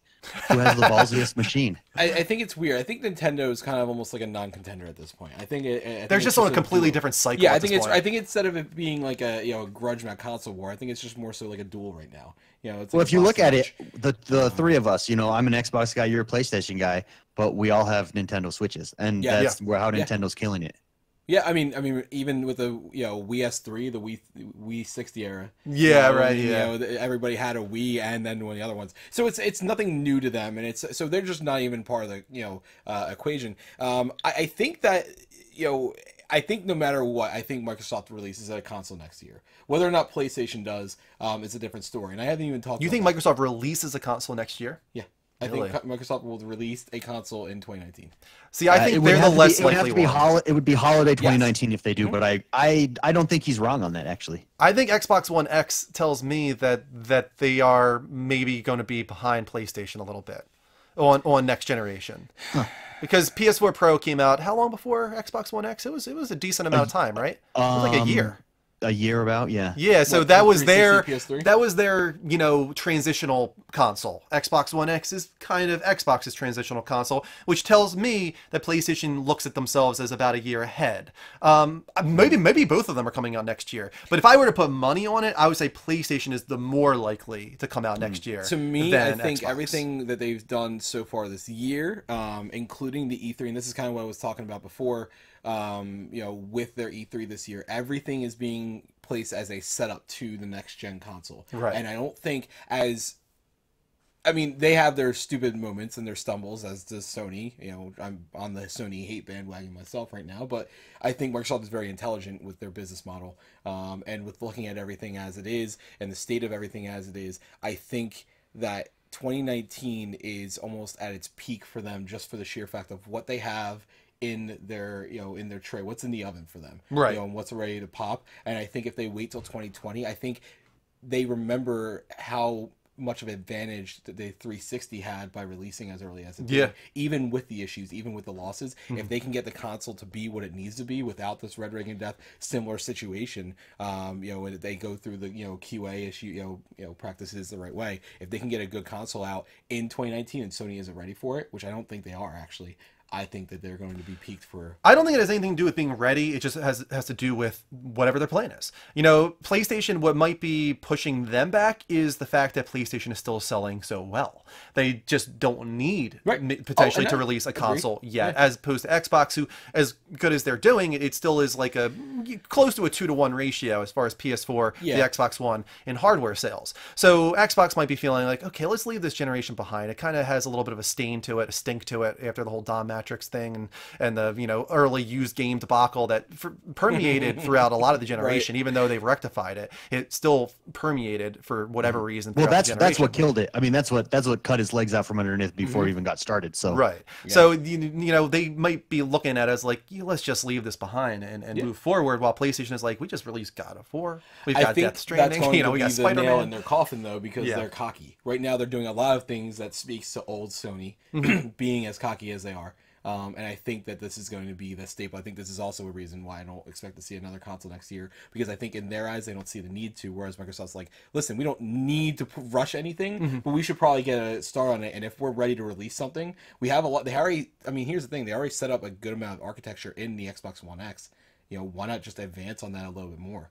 They kind of already did a lot of the legwork with the One X, so why not? I think some people will be disappointed, honestly, if the Xbox One X life cycle, if you want to call it that, is cut short that quickly. It's 2018. People are disappointed about every single thing any company does. I mean, what do you think, though, Dave? Getting the Xbox One X are the ones that are replacing consoles. They just released the Xbox One X like a year ago, right? Yeah, well, because it's not, so the way that we're talking about new generations, again, it's not a new generation. So it's not like the Xbox 360 to the Xbox One where you can't, all of your Xbox 360 games are done. We're moving on. Phil Spencer has said that's no longer going to be a thing. They want to be like the PC, so you'll always be able to play your games. So this is just think of it, a new console generation as it's just a hardware update. And so I think it'll be a different price point. So the Xbox One X will get discounted.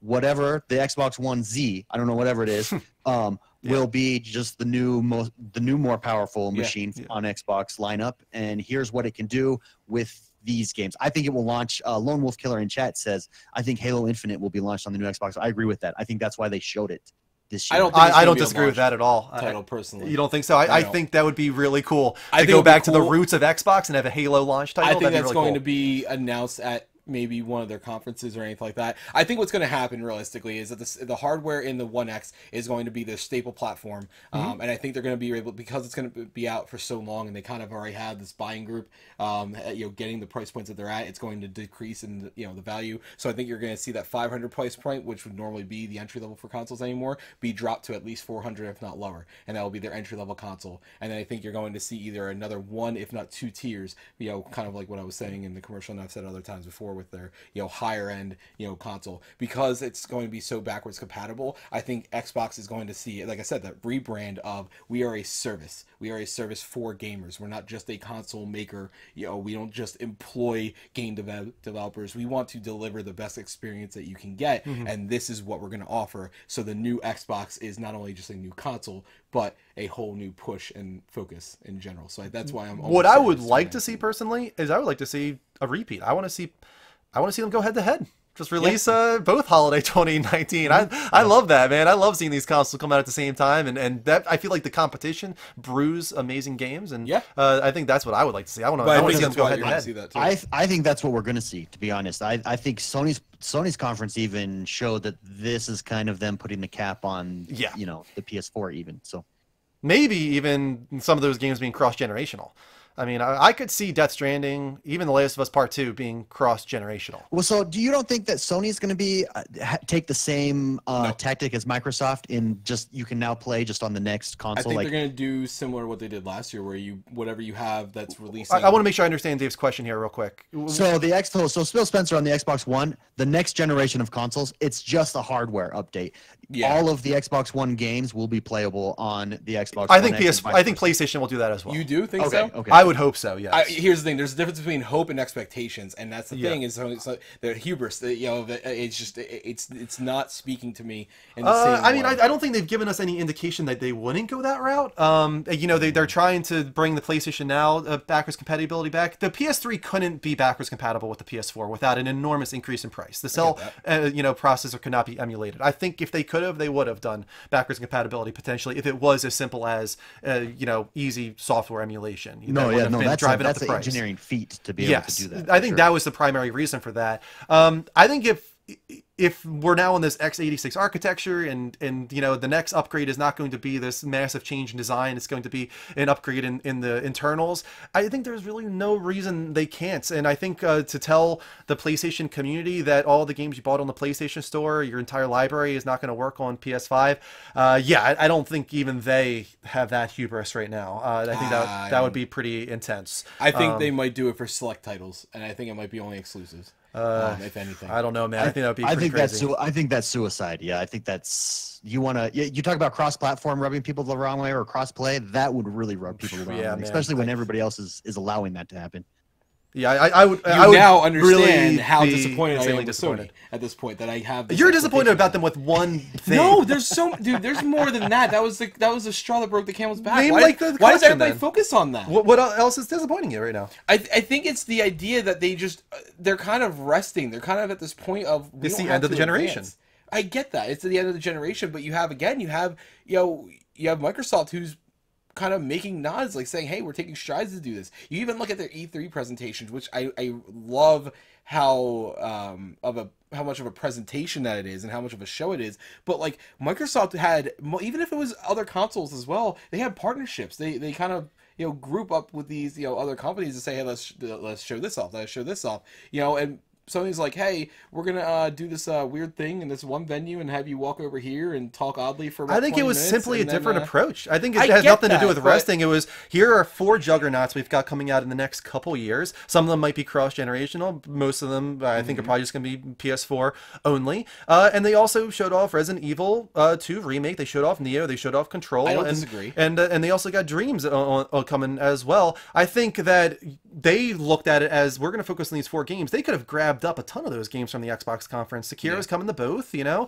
lot of these games, Devil May Cry 5 is coming to both. They could have grabbed those up for the conference. I felt like they just didn't feel like they needed to. They wanted to focus on their first party. Here's the thing. It's things like that. It's things like where they don't think that they need to do anything. And again, people focus on but that's it. That's what my thing is. Like, why is that so weird to think? Because most of the people are focusing on their first party. Like, you've seen it. Everybody's talking about the conferences. Everybody knows Xbox had an amazing conference, but everybody also knows that watch those conferences for the most part that Sekiro, Devil May Cry 5, those are coming to PlayStation as well. You take the gaming community as most of the gaming community knows this. Most of the general population that just has cursory knowledge of E3. I think people that are watching E3 are the gaming community that knows. No, but the people that hear it from their friends. I think that's a lesser, personally. I think all I'm saying is it's not just one thing. Everybody needs to stop focusing on one thing. And if you want to focus on the one thing, get it right. It's not because my skins won't transfer over. It's because they're being so bullheaded that they're saying, "Hey, you want to play this game again? Sucks. You have to create a new account." Yeah, that's totally a stain. Nobody disagrees with that. But I definitely disagree about the resting on their laurels right now. I think that we're just approaching the end of the generation, and this happens every generation. You see the trickle. They're saving up. They don't want to start showing things off that are 3-4 years away. I want to be proven wrong. I don't want to hate Sony. I don't have a hate for Sony. I just am so disappointed with. I think personally, I think you're looking for reasons based on the Fortnite debacle.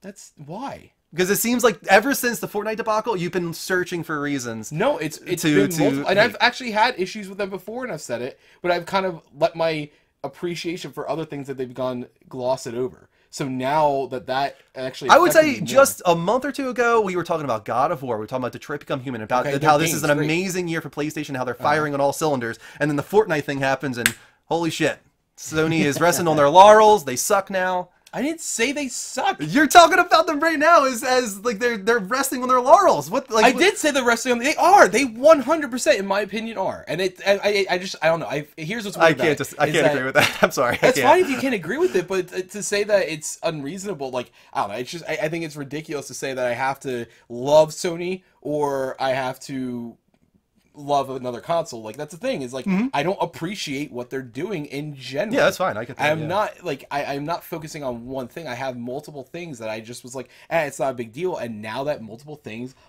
are coming together, because you're right, you're telling me that there's not ever one time where the straw that broke the camel's back situations happened to you, where you kind of were just like, I'll deal with it, and then one thing happens, and you know what, I'm done. I mean, personally, speaking to myself, I haven't really had too many straws this generation with No, I'm not talking PlayStation. about I think games. this I'm is the talking first about straw anything for in me. life. I'm talking about anything in Oh life. yeah, well of course. Yeah. Right, okay, but it's the same idea. You can ignore whatever you want to for a time. And I if just didn't something realize there were really so many affects straws for you. I for mean, PlayStation. Also, again, I'm trying. I don't know. I just didn't realize that, I guess. So I don't know. sorry, you guys keep talking about the Fortnite debacle. Can I just get your opinion on it? Because I've never really discussed it on our. I don't think anybody thinks it's a good thing, man. It's asinine. I don't even understand it. But do you think that they change eventually that policy, and how soon? Do you I think they it change that? depends on how it explodes. Yeah, we're seeing it gain mainstream, audiences as far as the, who knows about it. And I think that they're testing the waters right now. I think that their latest response, in that they're trying to find a balance between the business aspect for them and also appealing to the community, tells me that they did do this from a business perspective, which really isn't a surprise. There's no real other reason for them to do it.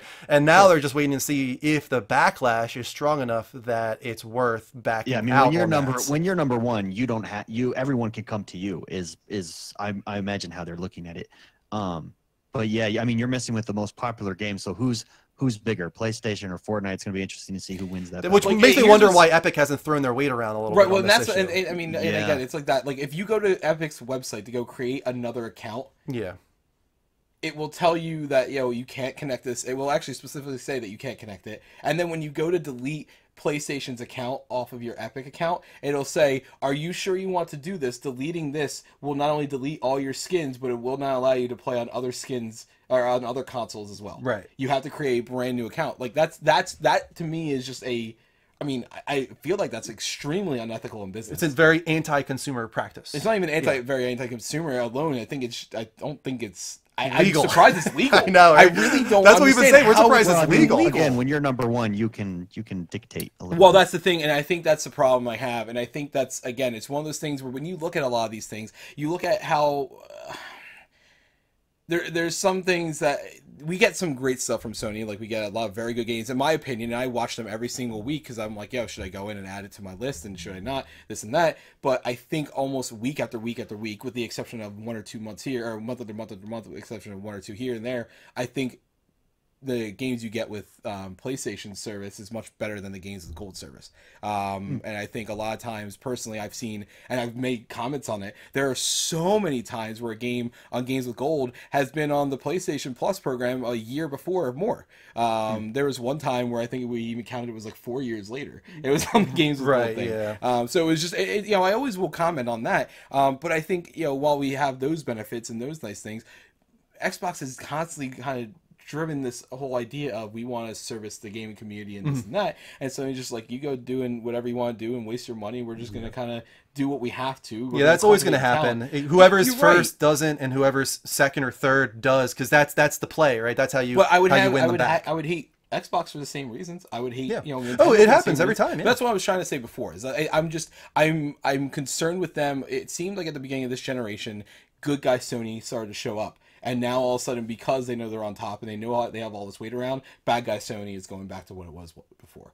And that's my issue, is that we're getting a lot of these things. How many services have we clamored for forever, that we still haven't gotten? I mean, the PlayStation, UI, I guess, in a way, is simplistic and nice, but they could have done many other things to advance it, and they just don't have to, because they don't have to advance the resources for it. There's a lot of things that you can kind of be like, all right, I can ignore it, but eventually when you start to see that they're only ignoring it because they just don't have to, even though they might have had it in previous generations and they might have pushed for it, at the beginning, they just don't have to, because monetarily it doesn't. Well, they don't care. also Sony has the numbers. They probably see how many people play Fortnite on them, and then maybe it's not as big as Fortnite is played elsewhere. Right. Well, I mean, Fortnite is. So it's an I think if I opportunity remember right, cost I think for it's. I mean, Fortnite, I think, is almost 2-to-1 PlayStation versus Xbox. Yeah. And now they've got the exclusive console coming out too. Really? I Yeah, didn't know that. yeah. Wow. Yeah. So it's huge. I mean, you got to remember, Fortnite was actually a game that was exclusive to PlayStation and PC, and then they were not planning to bring it to the other consoles at all. And you guys, I think, still don't have the single player game, do they? No, we I do. don't know about that. It came still- out it's preview yeah. program. Yeah, okay. First. Well, because I remember. I want to respond. Critically Awkward was saying in the chat, like, what needs to happen in order to make Sony fold on this? I personally think the only thing that would make them fold is if Epic throws their weight around, because we're already seeing that the community backlash is dying down. People are already moving on; they're forgetting about it as expected. So if it's going to change, I think Epic needs to make a bold move and either tell Sony like we're removing this functionality, or we're not supporting you in this way, whatever. I don't know. I think Epic needs to unfortunately, I don't think this should be put on them. That sucks that it needs to be put on them, but I think in order for it to change, I think that would be the thing to do it at this point. That's just my feeling on it. Let's see. Critically Awkward, the issue isn't actually they were just crossplay. explaining about the console, the account. Right. That's what people stopped. I really hate that everybody started saying about crossplay. I think that's an issue too. The issue is that everybody's using these really big flash words. Like, stop saying crossplay for everything. I don't give two fucks for crossplay. Count it. Count it. I did that on purpose because that's how much I don't like. Stop bringing up crossplay. It has nothing to do with that at all whatsoever. It has to do with having to kill my one account completely, and then not only like not be able to delete one console from it, I have to create a brand new account altogether just because one time I wanted to play the game. Yeah, that's complete bullshit. That being said, the crossplay thing is an issue too. I think we all want crossplay. Listen, I want it. I would love it. I don't care enough. I mean, I care a lot. I would love. I care for other people. I care for absolutely. I care gamers. For everybody there, and I will. I just the issue isn't that. The issue is again them being big bad guy and saying. Well, in that case too, I have to empathize in that case too, because it doesn't affect me in any way. I don't give a shit that it can't be played on on Switch with the same account, because I would only play it on PlayStation or PC where it is crossplay. I simply am empathizing because I do understand the frustration that so many people must be feeling right now trying to play it mobily on their Switch. Right. Marco said it perfectly. They cross-benefit analysis. So far, they don't need to change because everybody is kind of ignoring it. Right. Well, that was a long conversation about it. Was. Well, we're about to have probably another long conversation on this one here. Go ahead, Mike. All right. There was a Guild Wars 2 writer that was fired after a Twitter spat. Actually, two writers were fired. 2 writers. I'm sorry. I forgot about that.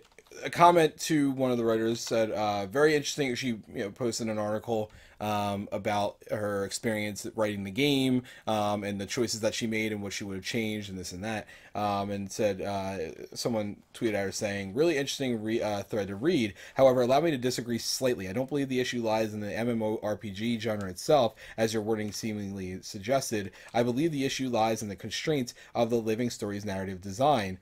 The guy actually went through and posted his take on it. It was just a response. It was his opinion, simply. Yeah, absolutely. Yeah. And it wasn't even, I actually read through it. It wasn't even vile at all in any way or vulgar. It's very respectful. It was actually very like, hey, listen, I see what you wrote, and I appreciate you, but I don't agree, and this is what I think.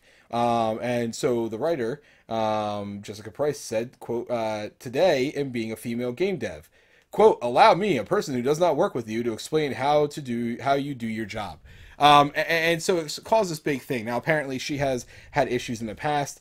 The second thing she said is really the worst part. So, this is not the first thing that she's done that they've had a problem with. Apparently the studio's had issues with her kind of going off the handle a little bit here and there. So this was kind of the thing that just tipped it. But the next thing, quote, like the next rando asshat who attempts to explain the concept of branching dialogue to me, as if, having worked in game narrative for can I say it? Yeah, that's fine. Effing decade. I'm just say that. I have never heard of it. Is getting insta-blocked, she added. Quote, PSA. Price's suggestion that Eeyore was mansplaining game development, an area where he does not have the same knowledge or experience, sparked anger among the ArenaNet community. She subsequently responded to those criticizing her on Twitter that, quote, I'm not on the clock here. I'm not your emotional courtesan just because I'm a dev. Don't expect me to pretend to like you here. And this was one of the things that got her fired, along with one of the other writers. The other writer came to her defense and said, I completely agree, blah, blah, blah. Yeah, so they got fired. Right. And it's one of those things where this is just, it's odd, because normally you see it the other way, where you do have to have, a kind of, strong, iron back, backbone to you, in the gaming, development community, just because people are so toxic. It's almost like an actress in the Star Wars film. Right. Well, I think just being on Twitter, you have to have a backbone. Yeah. Oh, for sure.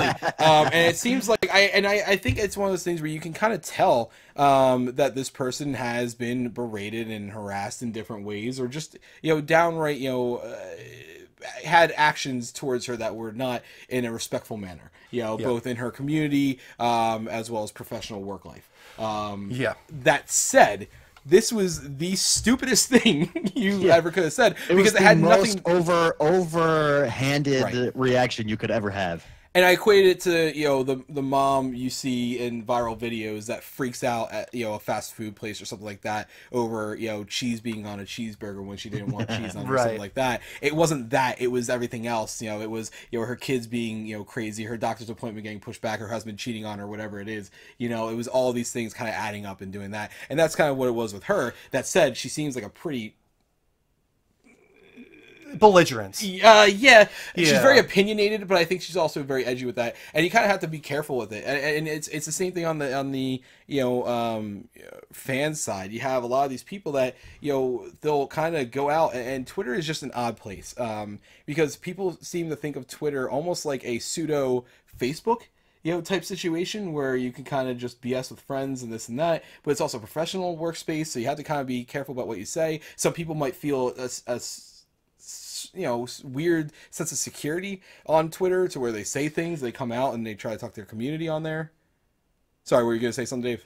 Oh yeah, so and there's another aspect to this. It wasn't just a random Twitter user. This is a creator of Guild YouTube Wars. He content creates, creator. and streamer of Guild Wars content. Yeah. And I don't know if you guys know Wooden Potatoes. He's probably one of the biggest Guild Wars 2 guys. He had a thing on this and just unloaded on the developers.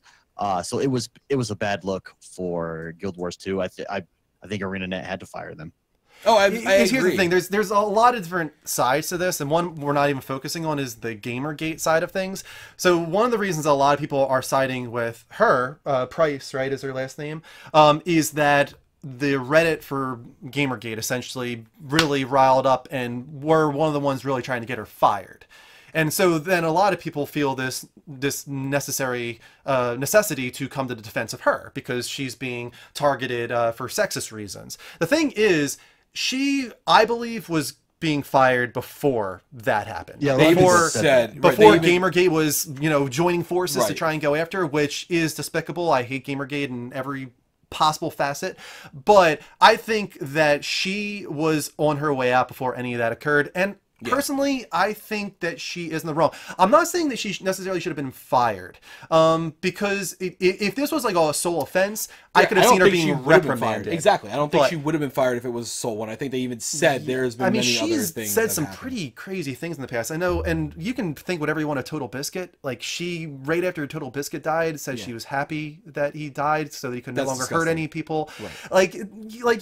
She is very opinionated and doesn't have any problem saying what she feels. The thing is, when she interviewed with them, she told them this, is what she said in her interviews post firing, is that they knew that she was this way, and she talks about there how she's off the clock. She wasn't off the clock, because here's the thing: she was responding directly to an AMA. She was responding on Twitter directly to people asking questions that were concerning an AMA that was just done. You are representing the company at that point. You're on your personal Twitter, I understand that, but most jobs you're going to get nowadays, look in the handbook, you're not allowed to talk about the company on social media. Right, absolutely, at all whatsoever. Or even respond. You actually have to I have seen, and I have actually been witness firsthand to employees that get fired because of how they handle themselves on social media. You absolutely 100% can. As somebody who is in charge of hiring and firing, you 100% can be judged on whether you get a position or get terminated from said position based on how you act on social media. That would be like a person complaining that they have a whole bunch of Nazi memorabilia all over their Facebook and getting fired over it. They can't keep you. You are a detriment. You are a liability to that company at that point, especially if it's a company that is focused on PR and customer service and all of this and that, as any game developer is. So this, I think that they had to do this, unfortunately. Well, especially when the guy who wrote to her on Twitter was super polite. I know. Yeah. Well, Where and I did think it that's the come thing. from? And I think that's if he unloaded on her and she responded, okay, I get that. But I he's think like the yeah. nicest response ever.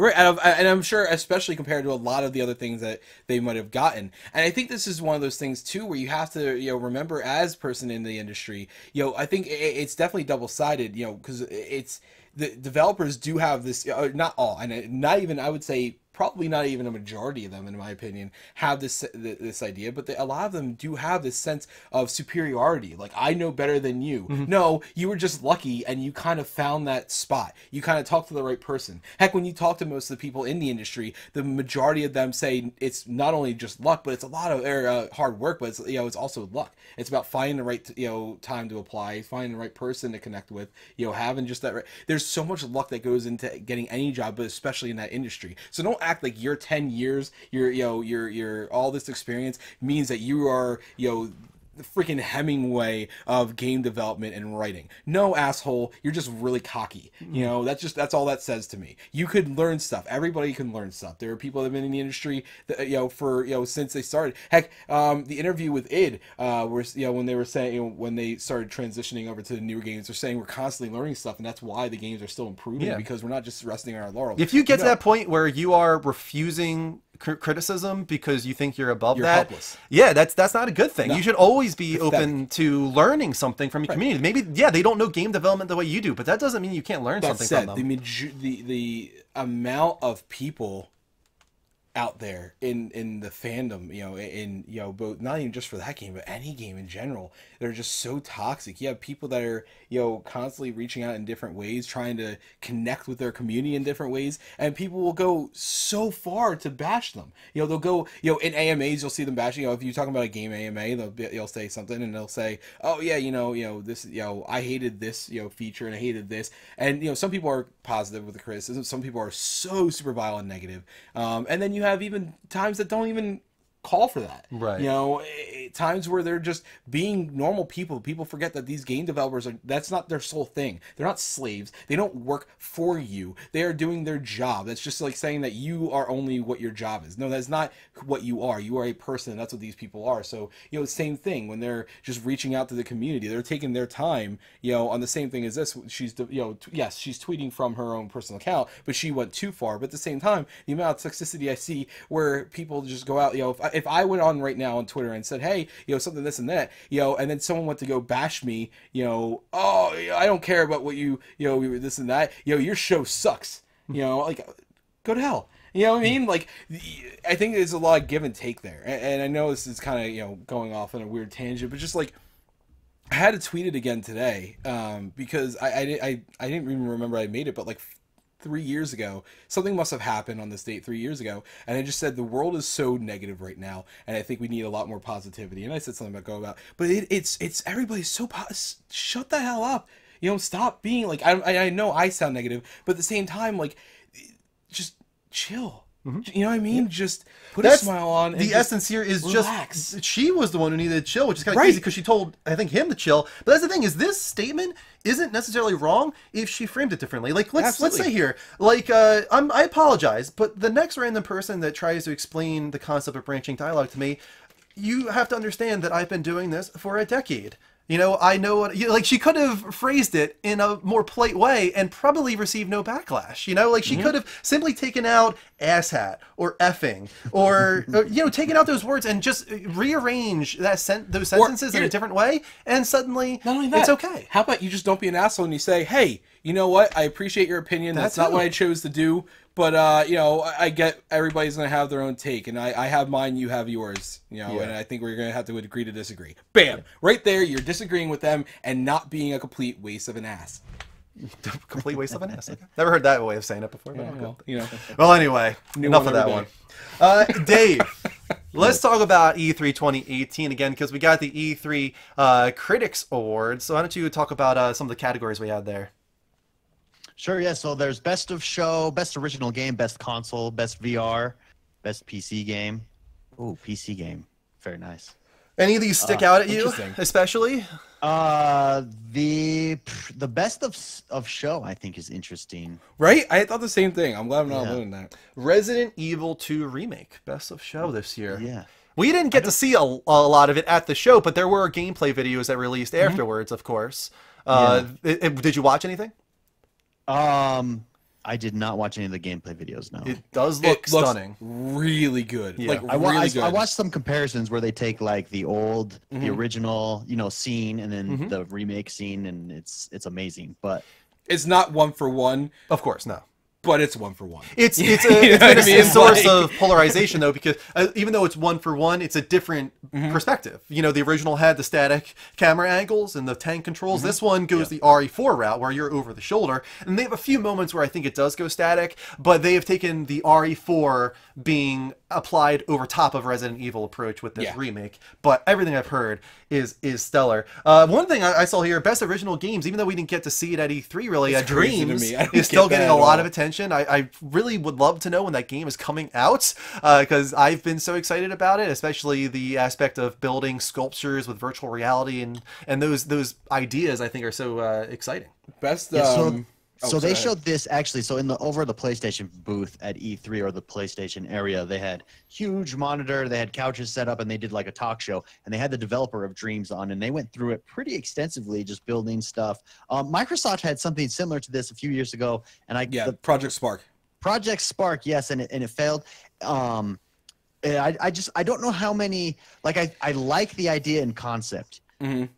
Do I take think- the time to go do that or play a game? It is Right. Most people don't. It's No, you're such a right. hard sale. I think It's it looks going to cool, be a though. niche It really item. looks cool.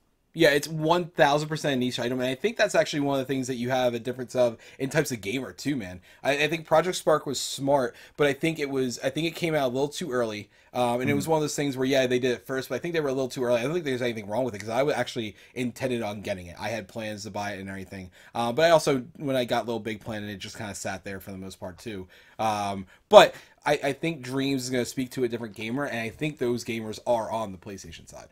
I think a lot of them. Yeah, are on I that. agree with that. So I think most people are that's- going to go in and they're going to play what other people create. You're going to get like absolutely. probably between 1% and 5% that actually create, but that's enough, honestly. When you've got a big enough pool, those people can create amazing things, even if it's only 100,000 people of the the large audience that's there. So do you guys think Resident Evil 2 should have been the best to show?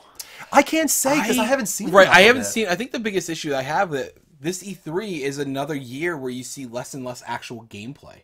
Sure. Am I right? Not at E3, right? Like at- specifically in at the conferences, yeah. And I think that's Yeah. what a lot of the people watch. Now, I did watch gameplay from a lot of these things. We didn't see a ton from everybody, and I think that's kind of like, I mean, that's a glaring issue in my opinion for E3 in general. But yeah, I agree. I think it's really weird. I'm gonna go down the list real quick. Best console game was Spider-Man. You guys saw on screen there. VR AR went to Tetris Effect. Makes PC sense. went to Anthem. Hardware peripheral went to the adaptive controller for Xbox, which is such a cool initiative. Best action game went to Anthem. Action adventure once again to Spider-Man. Best RPG Kingdom Hearts 3. Fighting game went to Super Smash Bros. Ultimate. Racing Forza Horizon 4. Best sports FIFA 19. Strategy Total War 3 Kingdoms. Family social Overcooked 2. Online multiplayer Battlefield 5. Independent Ori and the Will of the Wisps. And ongoing game went to Fortnite. Really cool to see Spider-Man getting the recognition it deserves. Really cool to see Kingdom Hearts 3 getting some recognition. I am surprised though for best RPG that it went to Kingdom Hearts 3. Why is that? Well, they announced Elder Scrolls. Yeah, right.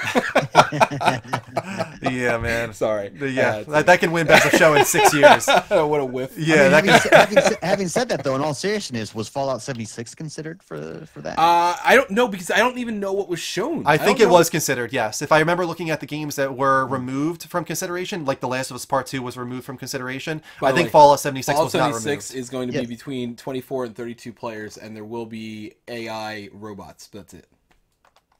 There was a lot of consensus that there wasn't going to be any AI interaction. Okay. And So- we didn't know what the number was going to be. So, just I wanted mean, that up there. A lot of these make sense. Like best console, Marvel Spider-Man, I could see that. That had a ton of hype. Yeah, It looked super cool. I didn't actually get a chance to play that. Even with a press pass, line was super long. Yeah, I believe it. But Resident Evil 2, that one really rubs me the wrong way. Yeah, Right, not, for not what you game wanted show. to see. Especially with no all this- gameplay, because I'm like, okay, Right. Cyberpunk would be mine. Cyberpunk wasn't there maybe because no gameplay, but Resident Evil 2 didn't have gameplay. I So think what- Cyberpunk was removed from consideration. I'm pretty Oh, sure. really? Pretty sure it was. Why? Yeah. I guess because the only back behind the doors press saw it in gameplay form. Oh, gotcha. I think it had to go to games that were shown off to consumers, which is why I wonder why The Last of Us Part 2 wasn't in consideration, because we saw a hefty gameplay demonstration for that. So I'm a little confused on why that was removed. But yeah, I have to agree. RE2 looks awesome, but a little surprised that it got Best of Show. That's a huge award, and good for them. I mean, a lot of people are really excited about it. Forza Horizon 4 got Best Racing. No surprise there. I had a chance to play that. Forza Horizon 3 set the bar so high, I was unsure whether they could top it. Just what I played, I think they did. They're in the UK, and surprisingly, I think it's actually a better place than a better environment than Australia was. Yeah, Forza Horizon 3. It's so good. I mean, just what I played, anyways. So good. It played so well. I am a little surprised that the best family game went to Overcooked. Now, not surprised that it went to Overcooked because that's a great game, but we had a showing for Let's Go Pikachu, Let's Go Eevee. Right. And that would be considered in that. So that's a little bit troubling for me, someone who, is absolutely 100% on the fence about whether I'm going to get this, and the only reason I'm going to get it is because I'm a gullible schmuck, and I love Pokemon because said gullible schmuck. So, I mean, if it's really that bad, that a little concerns me. You know what I mean? I didn't even get nominated over that. Our viewers voted on The Last of Us Part 2 being their game of show. Something, once again, was not in consideration as far as the E3 Critics Awards go. Another one, very much in agreement with, Ori and the Will of the Wisps, man. Holy shit. I'm actually not, only because independent. That's the only reason why I'm not. I love Ori, and you know this very well. I don't know if I would consider it an independent game. It's a Microsoft Studios game.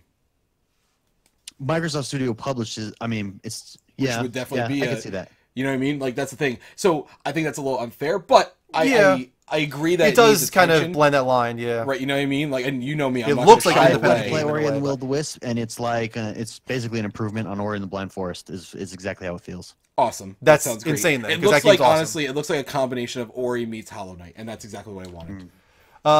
I'm really happy because I know Kingdom Hearts 3 was delayed. It's up on screen right now. And I know a lot of people are there at the press event for YouTubers complained about the floatiness and this and that. Hopefully something they're working on due to delay. But the fact that it got Best RPG here over top of some other RPGs that were at E3, that gives me a lot of positivity. I'm really excited about this one, man. And the one thing that does surprise me too is PC game for Anthem.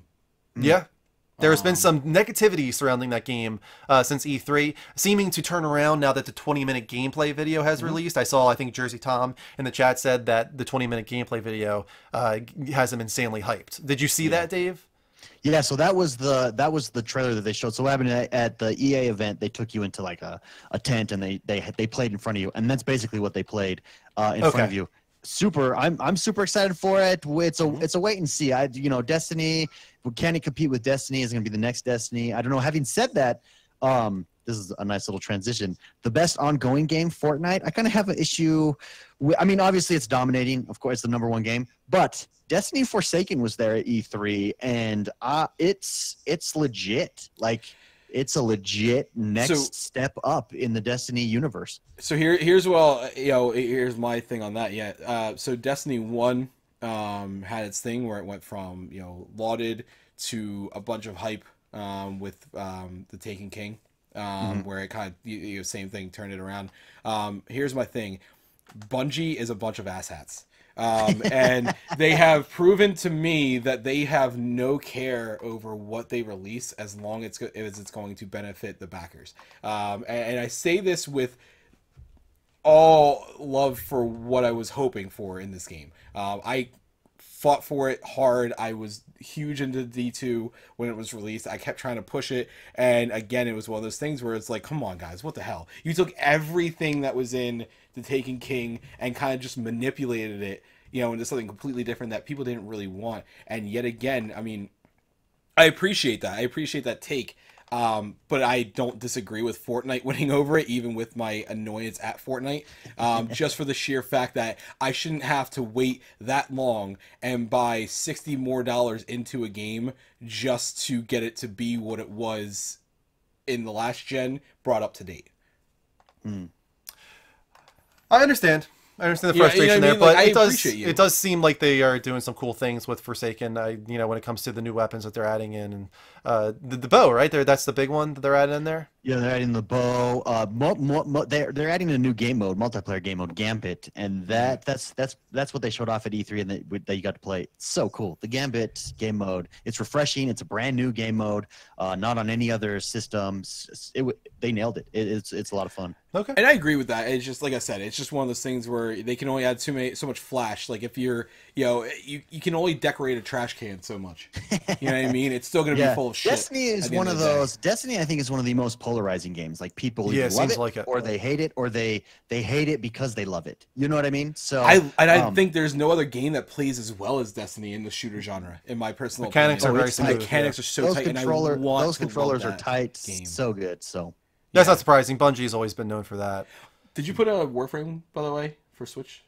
It just got announced earlier today. Oh no! Speaking of, Warframe is going to be coming to the Switch. There you go. That could have been a rapid fire. Should have saved it, Mike. Yeah, well, it connects. There's a lot of comparisons Yeah. to Warframe and Destiny. So Let's move on to our next wheel spin segment. I think we just got one to do for Hempman RX resubbing for 6 months, getting that half-year badge. I think there's a half-year badge here on Twitch. Thank you so much, Hempman RX, for your continued support. Wheel spin is for you. The wheel says... Oh, a pterodactyl angel's coming out. I was a little concerned about this because I wore shorts tonight. So? I slide in, man. I always scuff up my knees You when can I put on do the your, pterodactyl with you can shorts put your- on. You can put your pterodactyl scales on. That's true. I can put my pterodactyl scales on. I will do that. I'm going to do it right now, actually. Real quick, let me just say, guys, anything worth $5 more gets you a spin of the prize wheel. That means subbing, resubbing, pledging on Patreon, cheering, tipping, hosting for 10 viewers or more. And, of course, the Twitch Prime and sub gifting are included in that. So we got another couple prize wheel segments coming up throughout the show. We're also just one sub away from our daily sub goal. So if we get one more, we'll do a high points wheel spin. You guys can get a whole bunch, up to 300 XP given to the entire room off of that. All right, you guys are going to have to riff for a second here. That's I got to get fine. my scales I on. actually wanted to put out there, with this, I actually got reinvigorated, and I re-downloaded Warframe onto the PS4. Dude, so we'll be Warframe, jumping I into think, that. is one of the most overlooked perpetual games. I hear that out all there. the time. It's so in depth. So I've not played it a bunch. Dave, I'm sorry. You got to turn on the stream if you haven't yet for just a I second. have seen it. I see the. Thing. Oh my god. These are the best mermaid leggings that I found at Five Below. What? Oh my god, Hero Dan, thank you for that raid of 8. Sorry, I didn't mean to cut No, you no off. worries. I just think, and Warframe being on the Switch now is Oh my God, so good. is giant. I mean, I don't any know of if you those types can- of games is huge. Yeah, so I don't know if you can cross your accounts over. I hope you can, but I'm going to try it out on either PS4 or is it crossplay? Do you know? Is that one crossplay with PC? I don't know yet. I'll have to look into it. You need your jacket. Where's your jacket? But yeah, so I want to put that out. I'm going to play it, I think, on Tuesday on my stream. So if you guys want to play with me, please do, because I don't know what the hell I'm doing in that game. I haven't decided what console I'm going to play it on, whether it's going to be Xbox, PS4, or PC. But you guys let me know who's going to play, and I'll judge on that one. You ready, Birdman? Ready. I'm ready. You are way too hyper. It is way too warm in here for you to have that much energy and that tight clothes. Okay. Pterodactyl.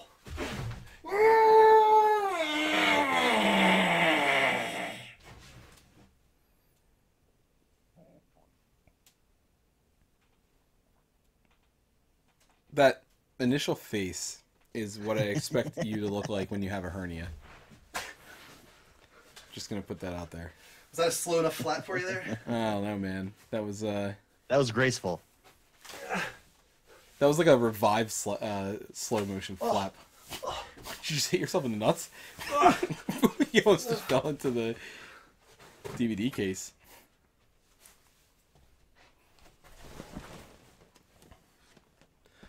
I apologize Alright. for that, Dave. Well, there's that. No, don't. Hey, that's nothing to apologize for, right there. I still kind of That's scuffed up the emotion, knees a little right? bit on that. Still felt it. That thing's thin. Those leggings are thin. Yeah, man. They were $5 and they're for like 12-year-olds. Hero Dan TV, you said it already, but thank you so much for the raid. Really appreciate that. If you guys don't know, Hero Dan TV, a new member of our stream team here on Twitch, been supporting us, and gotta support those that support us, all right? So click on Hero Dan TV, give him that follow. He's a relatively new streamer as well, so you guys, I think you really appreciate the support. He used to be Real Bad Games, if you guys didn't know. Decided to change his name because he wants that positivity. Kind of like you, Dave, he wants to bring positivity to the world. Smart. So I like that a lot. Big risk, big reward. Yeah, exactly. All right. A little bit. It's tough getting on those leggings, man. Not easy. I like how the whole thing, the worst part of it was getting the clothes on for you. But we are going to do a sub gift. No, sorry. Yeah, that's right. Sorry. Sub gift giveaway. I have $20 PSN card from last week. Let me change that real quick. $5 sub gift giveaway to anybody in the room. Well, actually, sorry. If you are a sub already, do not get in on this, because that kind of defeats the purpose.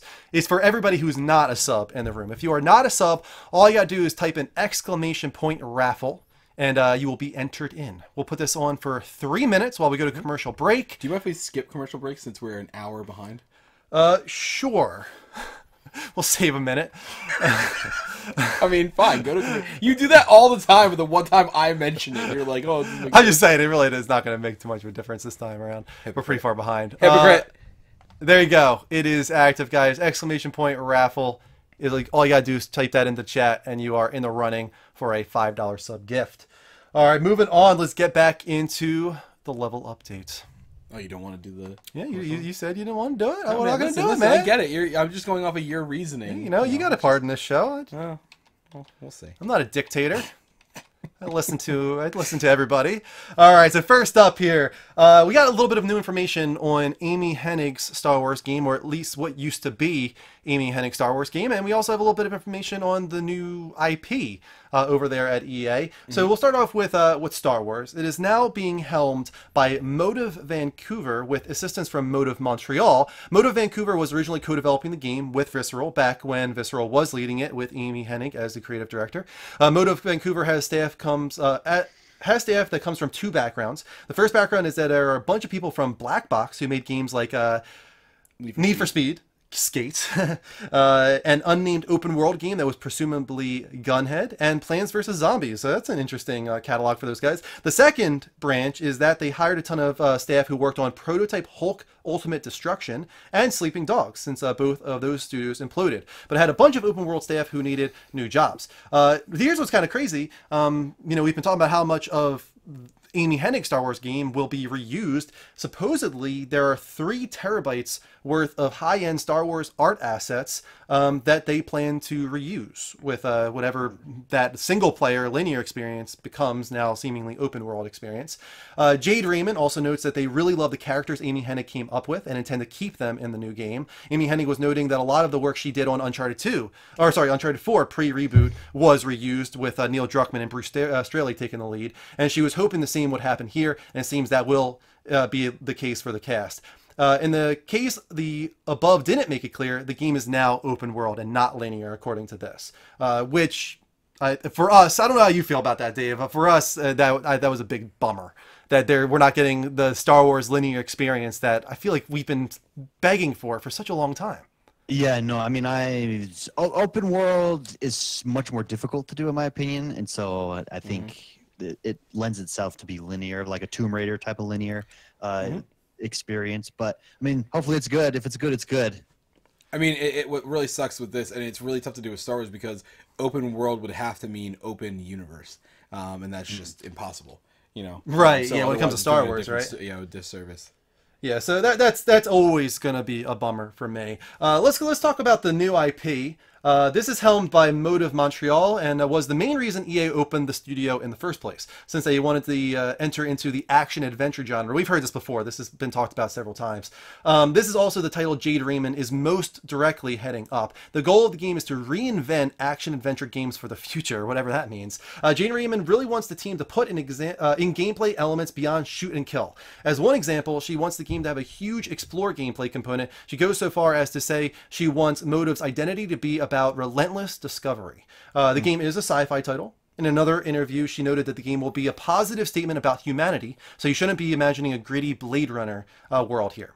Jade Raymond notes the game will be a dynamic, living, breathing world, something we've heard a million times with so many games, so I don't really care about that, that keeps evolving and changing over time. Let's see here, through what sounds like a live service elements, no surprise there, it's EA.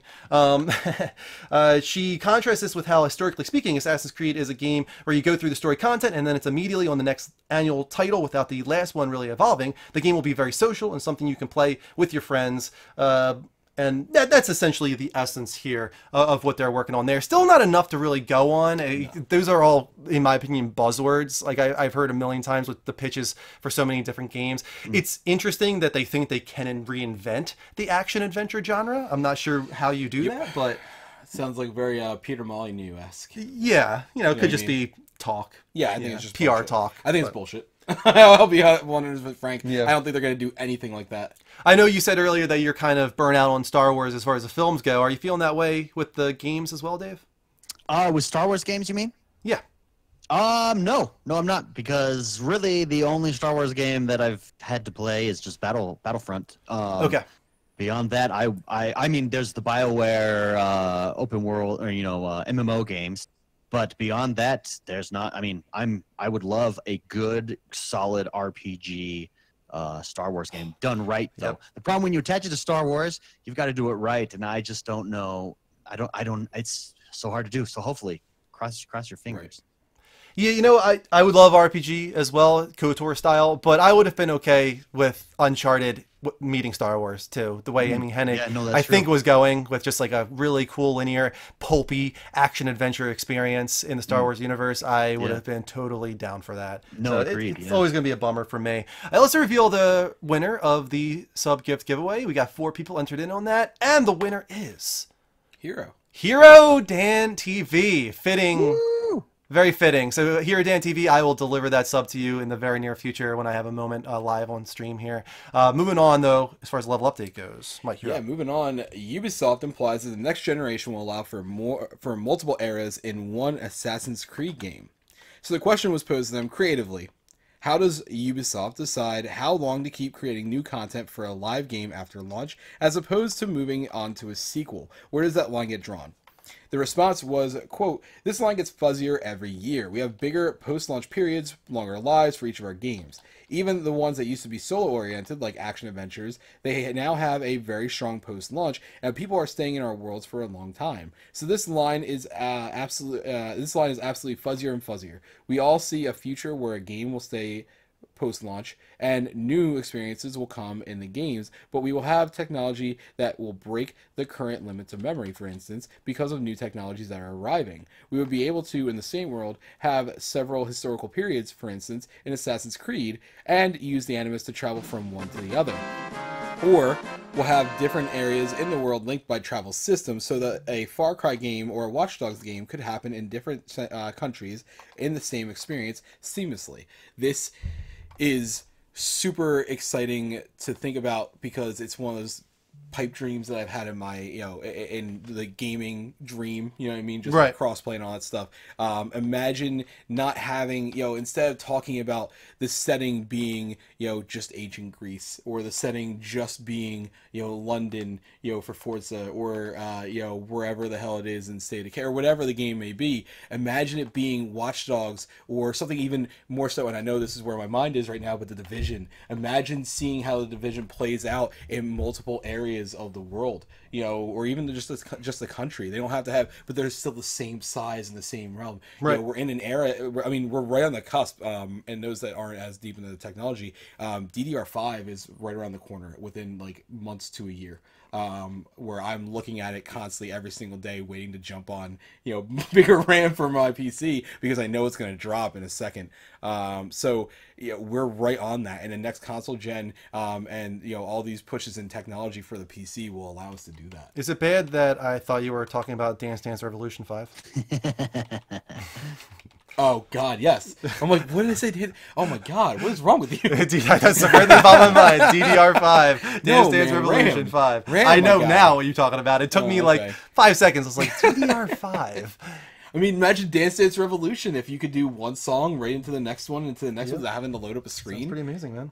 We put a poll in the chat, and it's essentially what world that we haven't seen yet in Assassin's Creed would you like to see in the future of Assassin's Creed? Here are the ones I put in there. Got ancient Greece, feudal Japan, India in any way, shape, or form, Imperial China, American Wild West, Viking Age Scandinavia, Cold War Russia, World War II Germany, or something else. Now, some of these we got. We're getting ancient Greece now, this year. That's ancient Rome, isn't it? We're getting Rome right now, right? I thought it was Greece. No, it's Greece. It's I'm Greece. pretty sure it's Greece. Yeah. Yeah, because Ezio was Rome. Okay, gotcha. So yeah. this is Greece. We're getting Greece.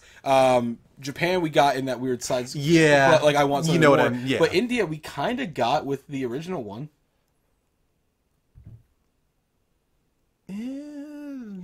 Not in the way current people day. want it. Yeah, I not guess. the India that people like Mongol like India. Yeah, like, yeah, that's yeah, what people want. I as far as what I was looking at online.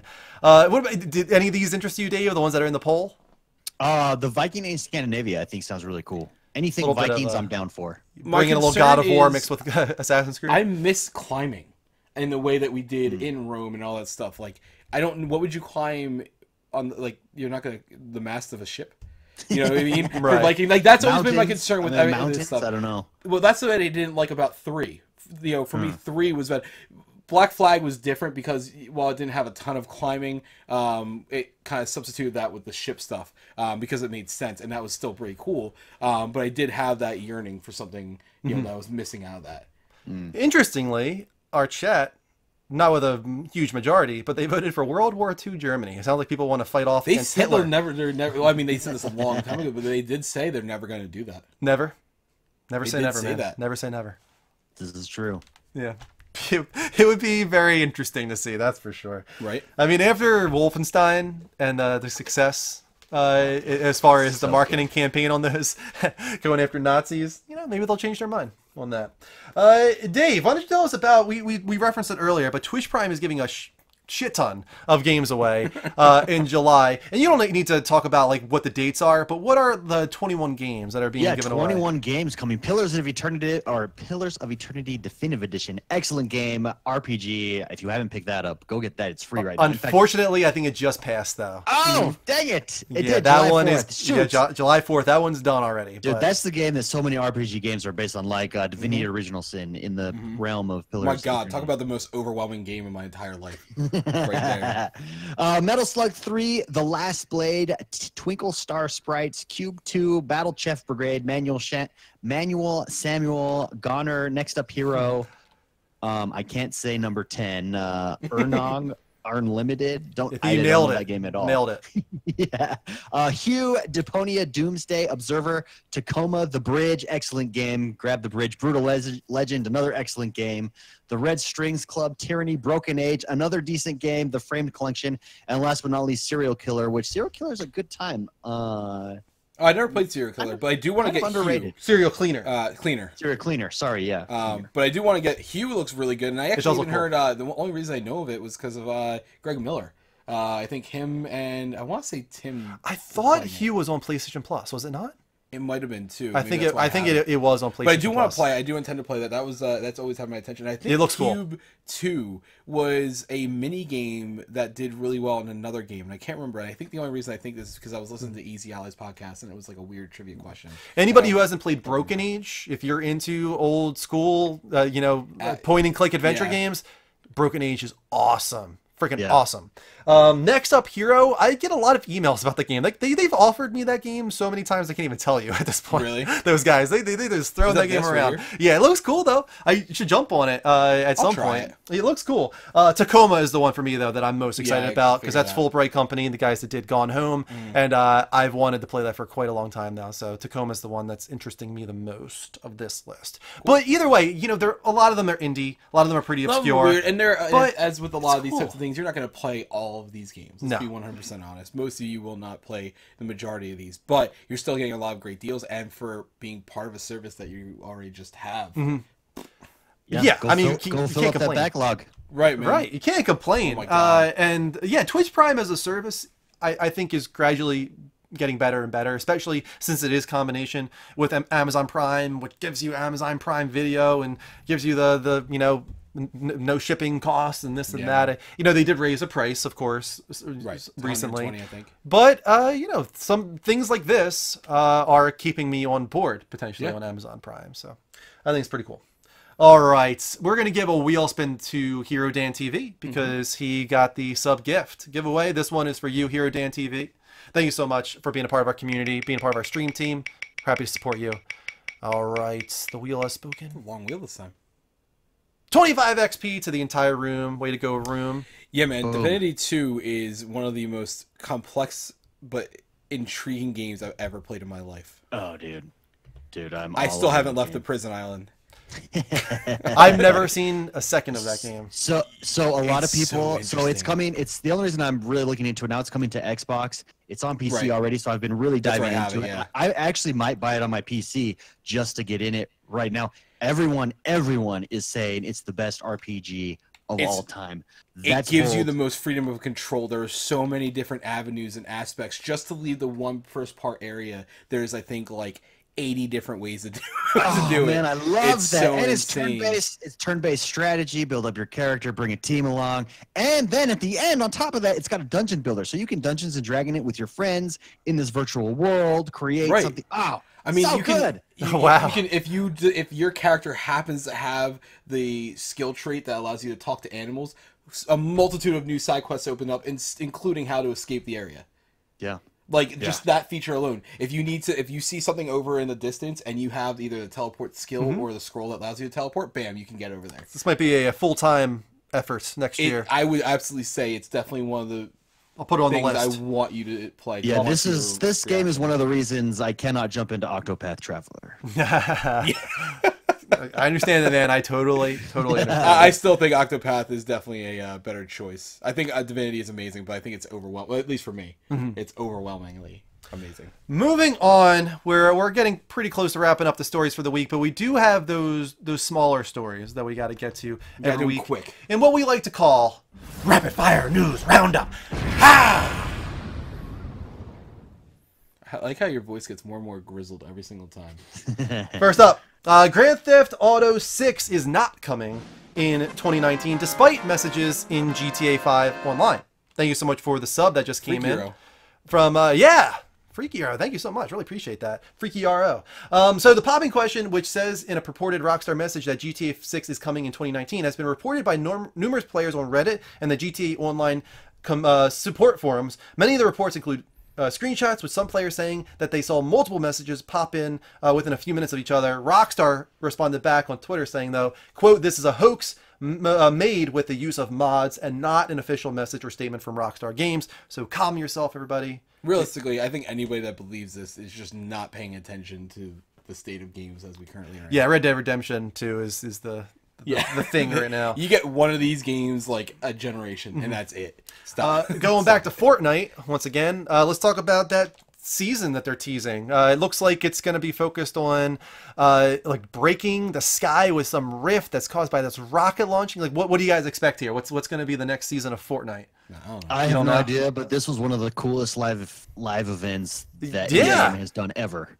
It's so cool that this happened like during gameplay. Like everybody can Yeah. come together and see this thing happening. I mean, things do still happen. Like I know that there's rifts happening all over the map where things just disappear. Yeah. There's constantly videos. And stuff Look at this like guy that. in the sky, like Yeah. parachuting and watching it happen. Like, how cool is that? Yeah, it's so cool, so cool. And then I know some towns have been obliterated in the whole shot. So I think it's so cool that there's this persistent viral marketing campaign, if you want to call it that, going on throughout Fortnite at all times, always teasing what's coming next. It's genius. Oh, yeah, it's they, absolutely done. they nail it. They have a guy that they've hired at their studios. He's the stuff guy, and his job is just to come up with cool stuff to do. And that guy needs a raise. That guy's coming up with cool stuff to do. Yeah. That is very true. All right. Somebody in the chat did inform me that we have reached our daily sub goal. So that means we've got to do a spin of the goal wheel. Thank you so much to Freaky RO for making it happen. High points wheel. RO. Freaky RO, the high points wheel has been spun. 90 XP to the Wow. entire room. It's a pretty big one. Yeah, it's not bad. Not bad. Way to go, It's room. like what, right in the middle, right? Yeah, that's 300's the max. Okay, But it's so, very, very right. rare to get 300. But still, yeah, way to go, room. I'll give that to you guys. Next up, Mike, Dead Island 2 supposedly still in development. Really? Yeah, yeah, really. Do you care anymore? No, I mean, yeah, kind of. I want to see something awesome from it. I just don't know what to expect from it. I'll tell you right now, Dying Light absolutely has my my attention more than anything else. Isn't that the same developer? That's the same developer, right? It was originally the same developer. Is it Yeah, still they the same split off developer? now, I think right? they did They split split off. off, okay. Dying Light did start off as like a new take on it, Sure. and then they realized that there was something much different, much more to it. So I do have interest in it because Did you play Dying Light at all? Oh yeah, yeah. Okay. The co-op So- in it is really good. It's Dying so Light's good. superb. They mocked me for being excited about Dying Light the other day. I just want to put that out there. Did so, yeah, you guys did. I don't remember this at all. No, it's good. Yeah, you and D, man. I don't remember this at all. You asked me if I played it, and I told you I No, played a later couple on in the hours. conversation and mocking me for saying that it was a I remember big mocking deal. you about Torbalos. Oh God, you're the worst. What were they No, called? Get out of here. What were I they didn't say it called? last week. What were they called? It was first off, Dave. Do you remember when you were a kid and you wanted to get into Legos, but you weren't old enough for Legos, and so your parents got you Big No. Legos. What were they called? Big like Mega Blocks or something. I don't That's big Mega Blocks. Yes, that's Well, you what do I have Mega Blocks, yes, the Mega off-brand of Blocks. Legos. You're right. Congratulations. Mega on the Blocks is what I off-brand. would think of. No, Yes. Duplos. You ever hear of Duplos? Oh yes, Duplos. Yes, and like Okay. their mascot's like a little rabbit.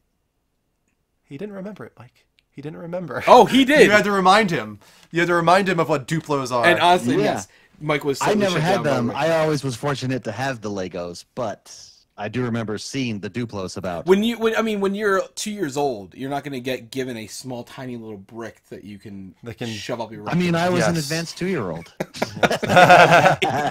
I wouldn't say I do not. Dean wouldn't surprise me at all if he got on you about Dying Light, because Dean just got to get you on you both about everything. did. You but I don't both remember shut getting on me you about down. Dying Light. You both did, and I remember I was like, whatever, you guys suck. Anyway, Dying Light, very good. I like very Dying cool. Light. It wasn't a game I was going to continue playing. No, it does not count as a swear word. I would have not done it.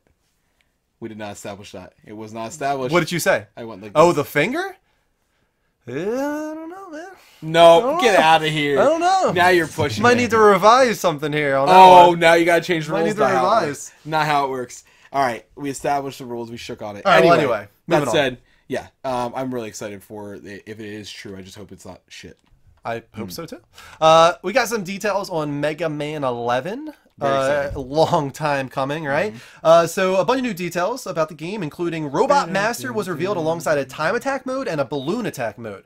So Capcom shared the newest tidbits in a blog post unveiling the new Robot Master, Blast Man, who has a quote flair for the theatric and a taste for explosions. Blast Man joins fellow Robot Master bosses Blockman and Fuse Man.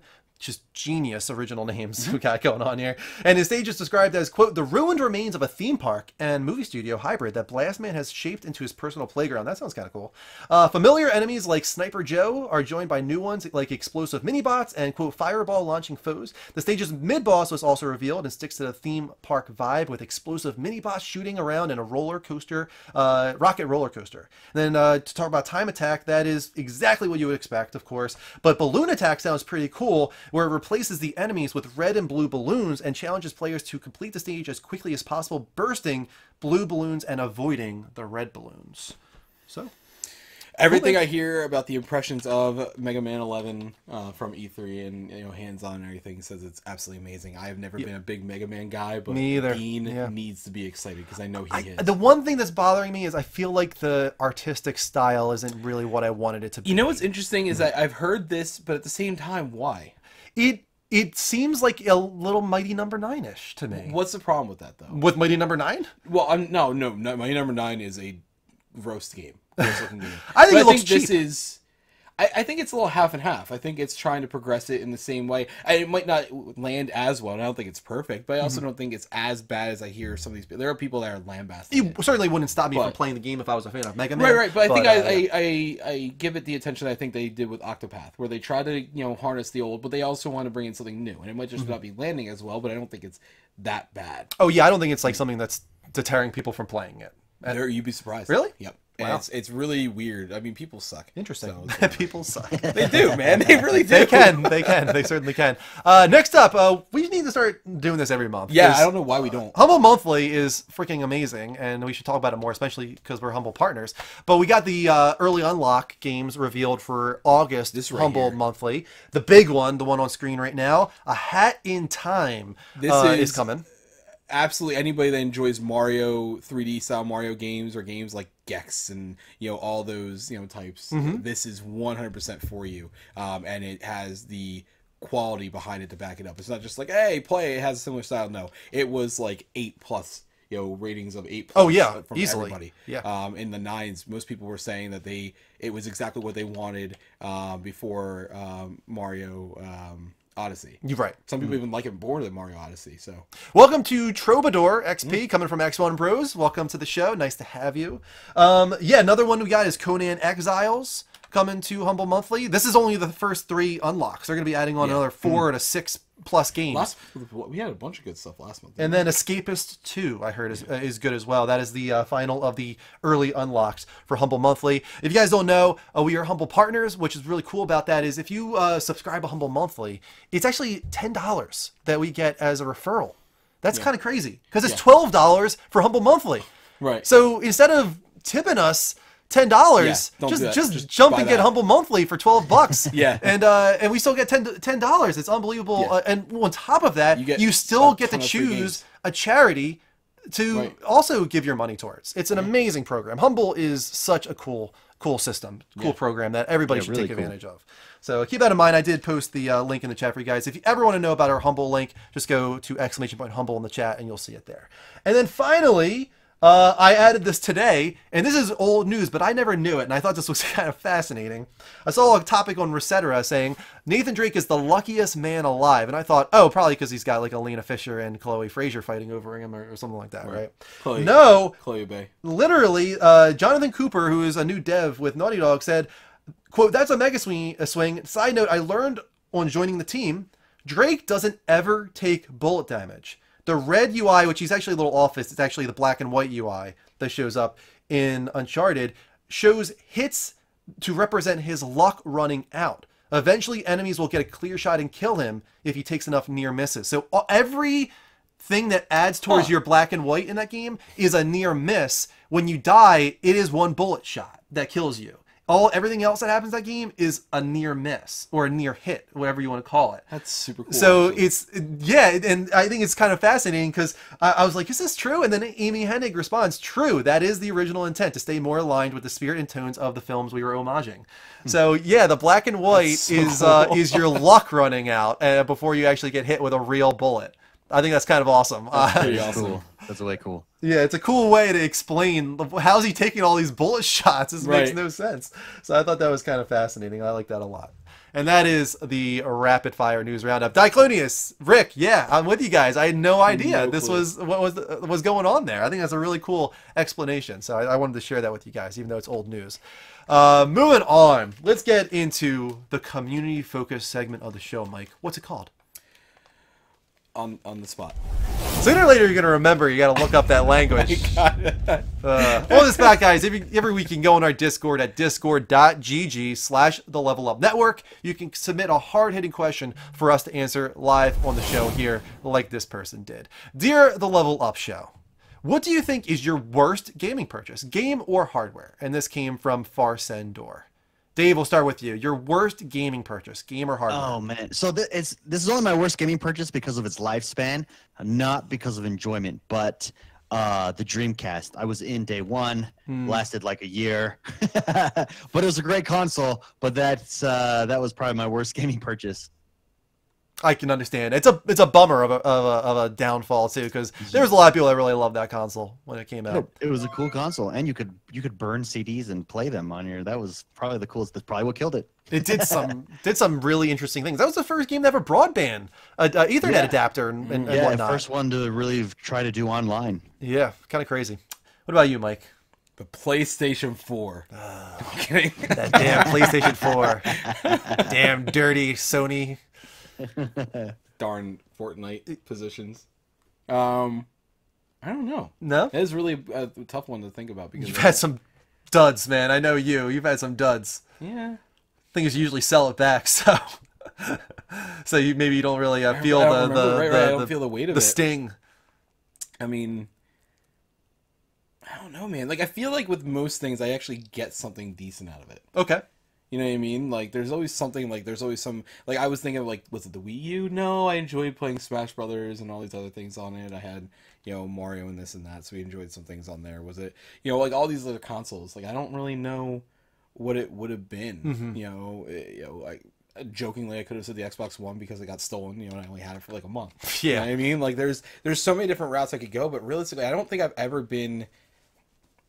I mean, there have been some things I was truly like disappointed in, 100%. I just don't know what they are because I've had so many other great things that just kind of risk. You know what? Let's go with this Risk.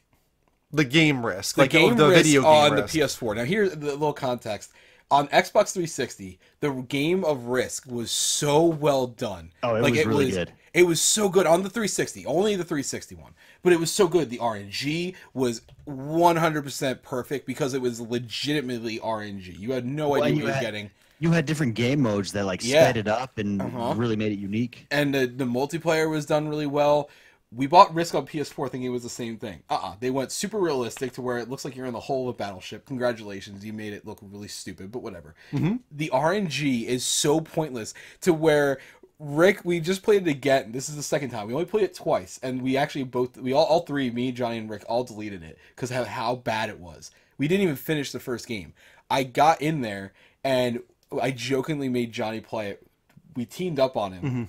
And Rick literally, I didn't have to do anything. Rick just kept getting sixes or whatever the highest number, I can't remember what it is. Rick kept getting like the highest numbers and Johnny kept getting like ones. So Rick basically just swept through the entire map almost in like 2 turns. And then it was just him and I was just like, we done? And he's like, yeah.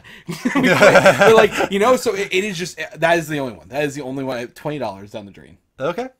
I've got a bunch, man. I mean, it's Killzone. great. It's great hardware, but PlayStation Vita.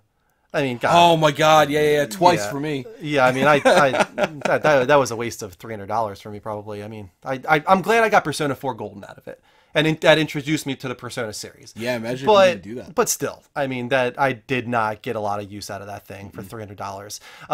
Another one for me, Destiny 2. Did not. haven't Not that touched there's it. anything wrong with the game. Not that there's anything wrong with the game. I thought it controlled really well. It didn't scratch the itch I was hoping it would scratch for me. That's a genre that I'm not typically into. I'm kind of waiting for the game that's going to get me into it. I played maybe 6 hours of it, and then just like, you know, that's my own fault maybe, but I just kind of left it behind. What sucks is you didn't play the good parts of Destiny 2. Probably not, The no. only issues I have is after you play about 30 hours of Destiny 2, there's nothing else to do. PlayStation Move on PS3. Yeah. Great hardware. Once again, great hardware. PSVR for me. PSVR. Just because I got sick.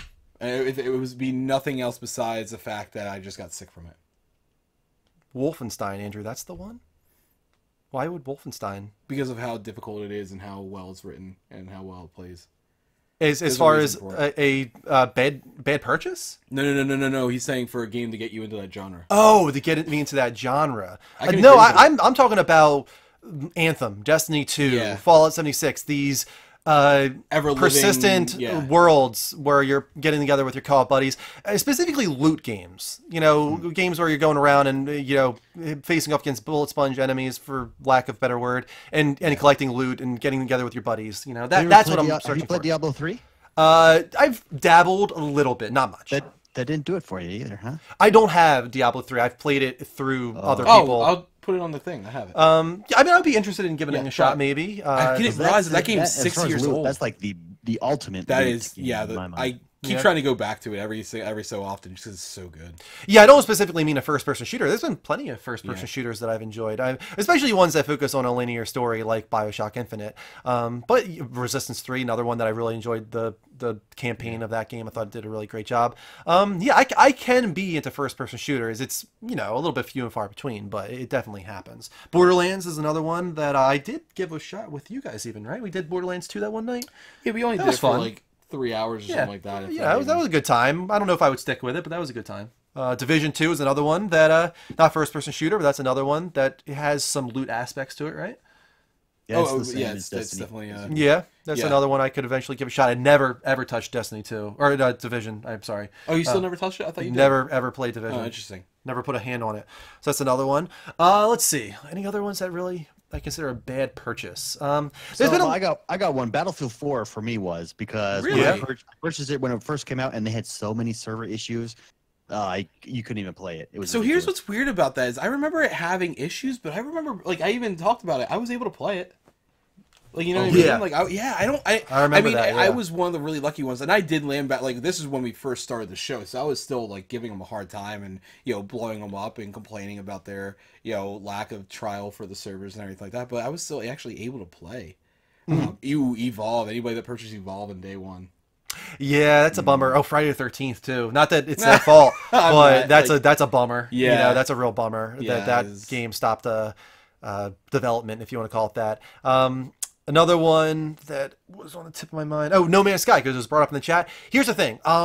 Going to jump back into No Man's Sky actually in a couple weeks. No Once they Man's Sky? release No Man's Sky next, I'm definitely getting back in, and I'm hoping some people will play it with me. I want to give that game another shot. I want to see how it is when you get together with your buddies and travel the universe together. Yeah. Especially considering I didn't get far enough into it that I feel like I'm like restarting or starting. Like I can go into that game now and still feel like it's my first time playing it probably. Yeah. I did not get very far into it because after that first 6 hours or so, I was already feeling the burnout. Yeah, if I do go back into it, if enough people are playing it and I do have a desire to go back into it, I'll have to start over fresh because I tried picking up from where I left off and I have no idea. Nice, Rick. 100% join me, man. Yeah, I'm excited to try that. That's coming to the Xbox, and it's coming with that that's DLC. right, you guys so I never never had got it. to experience the I bad. forgot about Yeah. that. Yeah. I'm excited. That to see would be a game. because I like the art style and I like Yeah. the idea behind it. It just seems like, from what I hear, it never. Yeah, I was gonna Yeah, say that would be a to- game to to do its height. crossplay with, man. I was gonna say, not only that, we should try if we do that. Let's see if we can meet up at some point in that world. Yeah, right. Yeah, well, it's that'd not be cool. crossplay though, right? No, but I mean, I have Xbox and I have. We Oh have yeah, PC. you can play it. Yeah, I mean, heck, if you get it on PC, it'd probably be cross. maybe. Yeah, I'm not sure about PC versus Sure. with But I mean, Xbox. regardless, yeah, we can absolutely. I have it on PlayStation, so I'm kind of the lone man out there. But I've got some people in chat. It sounds like would be able to join me up that night. So I'm hoping to do that. There's other ones too. There's a lot of games that I was very disappointed in. I'm not sure if I would call them a bad purchase. Yeah, I think that's the thing is that there's a difference between being disappointed with it, Yeah. for reasons, and then just regretting buying it altogether. And I don't have that too often. Nice. Gerzon Bear would also join me. Nice, very nice. Also, the Hero Dan TV came back and saw he won the sub gift giveaway. Congratulations, man. We're happy to have you as a part of our community, and Tricky happy Towers, to we were support you. addicted to that for about a week. Tricky or two. Towers was fun, man. We Tricky had Towers was about fun. a good 2 weeks where we even did a game stream. Or the community game night. Where Did we really? Yeah, we had a tournament. Remember, Wow. it was you, me versus Dean. I completely forgot about that. Yeah, I actually jump into that game here and there. Do you still? Yeah. I keep looking at it. It's in my. I never delete it. Like I'll delete stuff, a fun but little I game. still have it on there. All right, guys, we are about to enter into topic of the week for the next 15, 20 minutes, 30 minutes. We'll see how long it goes. Might not go long at all because we've done a lot of Xbox talk tonight. But we're going to talk about Xbox, the future of Xbox, our E3, and how we're feeling about it all. But we're going to go into the Plus One Posse chat for this, meaning sub-only chat for the remainder of the show. We will open it back up before we, close things off. But for topic of the week, sub-only chat.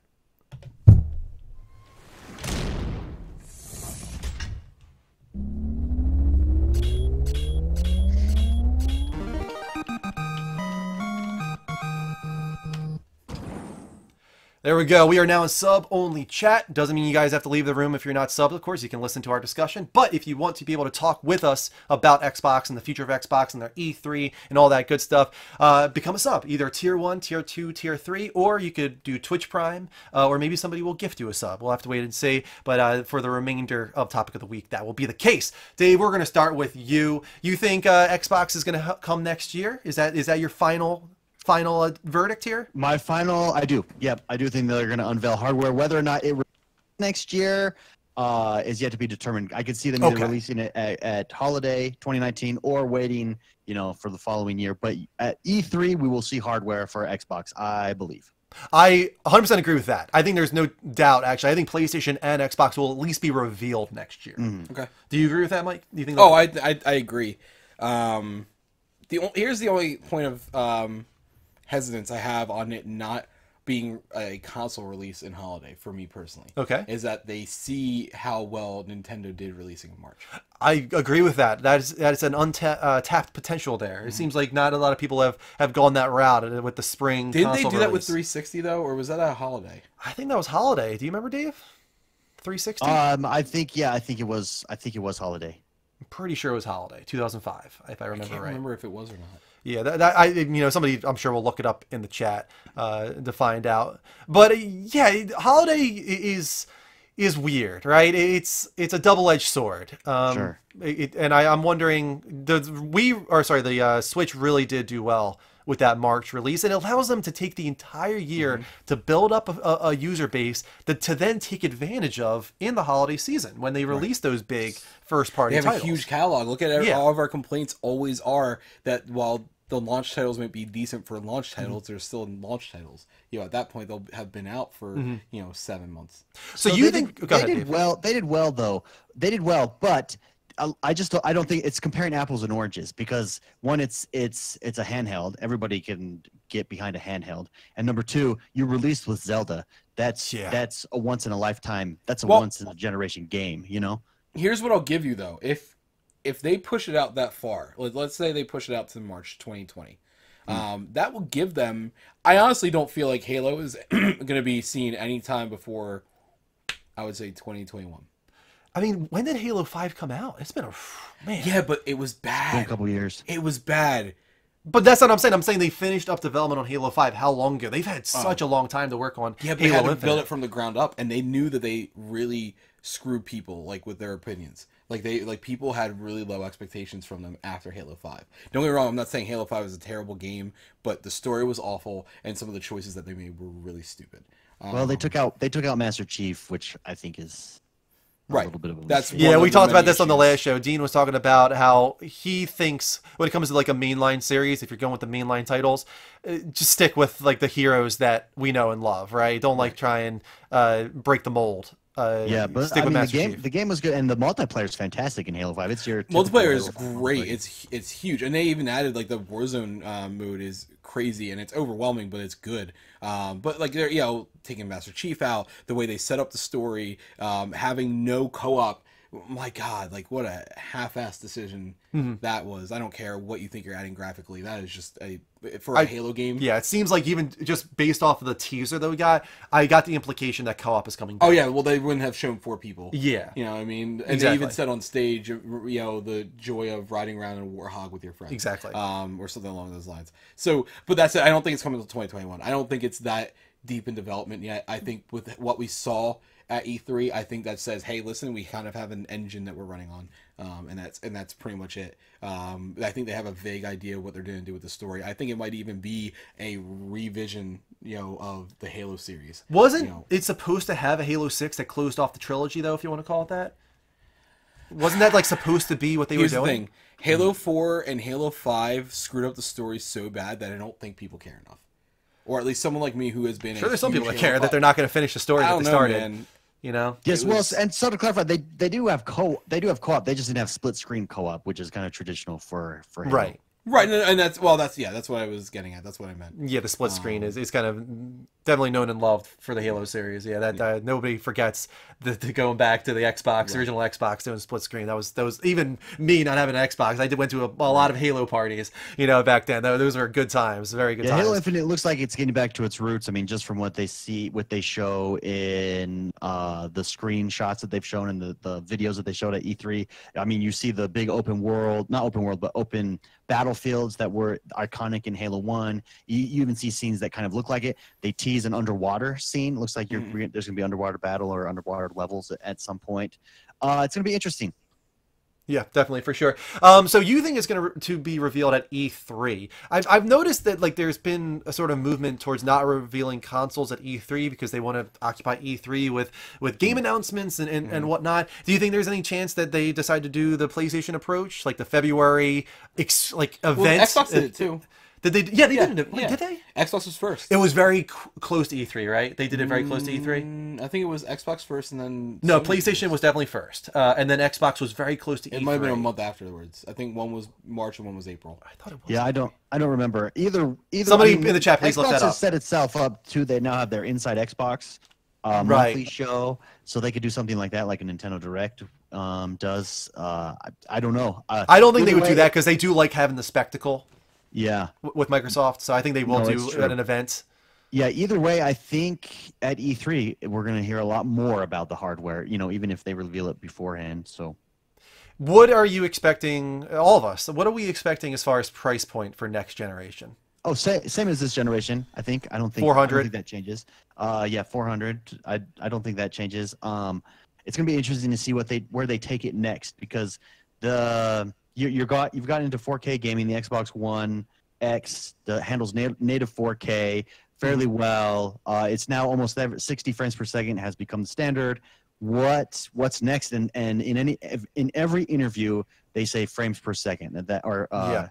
You know, FPS is where they could go, and so I think we're going to see 120 capabilities. In the Yeah, I next actually don't know console for sure that we're going to see 4K be this big thing next generation.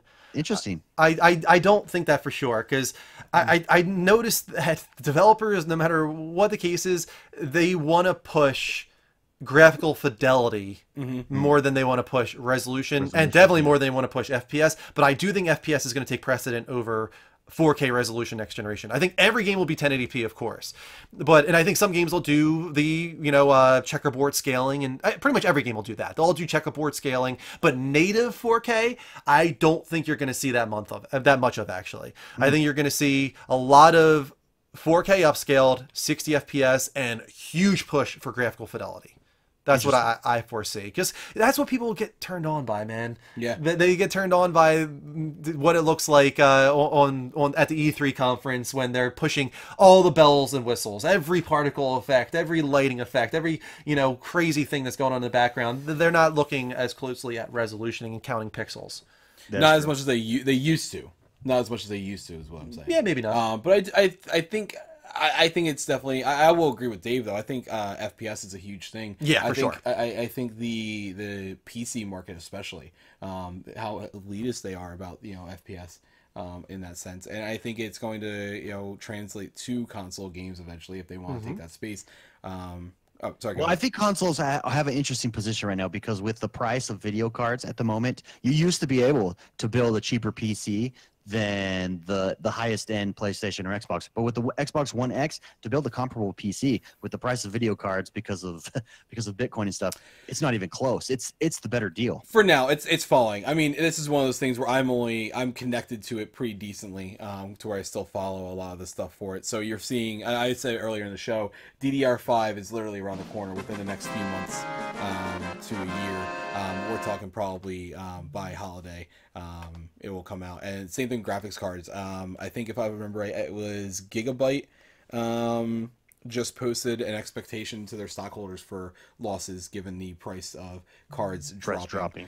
So I think it's going to go back to being stable what it was supposed to be. I think it was GTX 1080s were supposed to be at the 500 price point. And I think you're seeing now that it's going to drop to that again. So I agree, and I disagree, just for the sheer fact that on top of all of that, this is a major company that has huge buying power. And you saw that with the fact that they have DDR5 memory already. Dance Dance Revolution, yeah. So yeah, the Dance Dance Revolution memory. Real quick, I just want to welcome Chubrock back to the Plus One Posse. He used his XP to redeem a subscription gift to get back into the chat. So there you go, Chubrock. You should be able to chat now because you've been gifted a tier 1 sub. Welcome back. Yeah, I agree with all that. I think I agree with everything you were saying there. Yeah. Let's go back to E3 here and talk about what's coming with the Xbox specifically. We talked about Halo Infinite already. How are you feeling about Gears of War 5?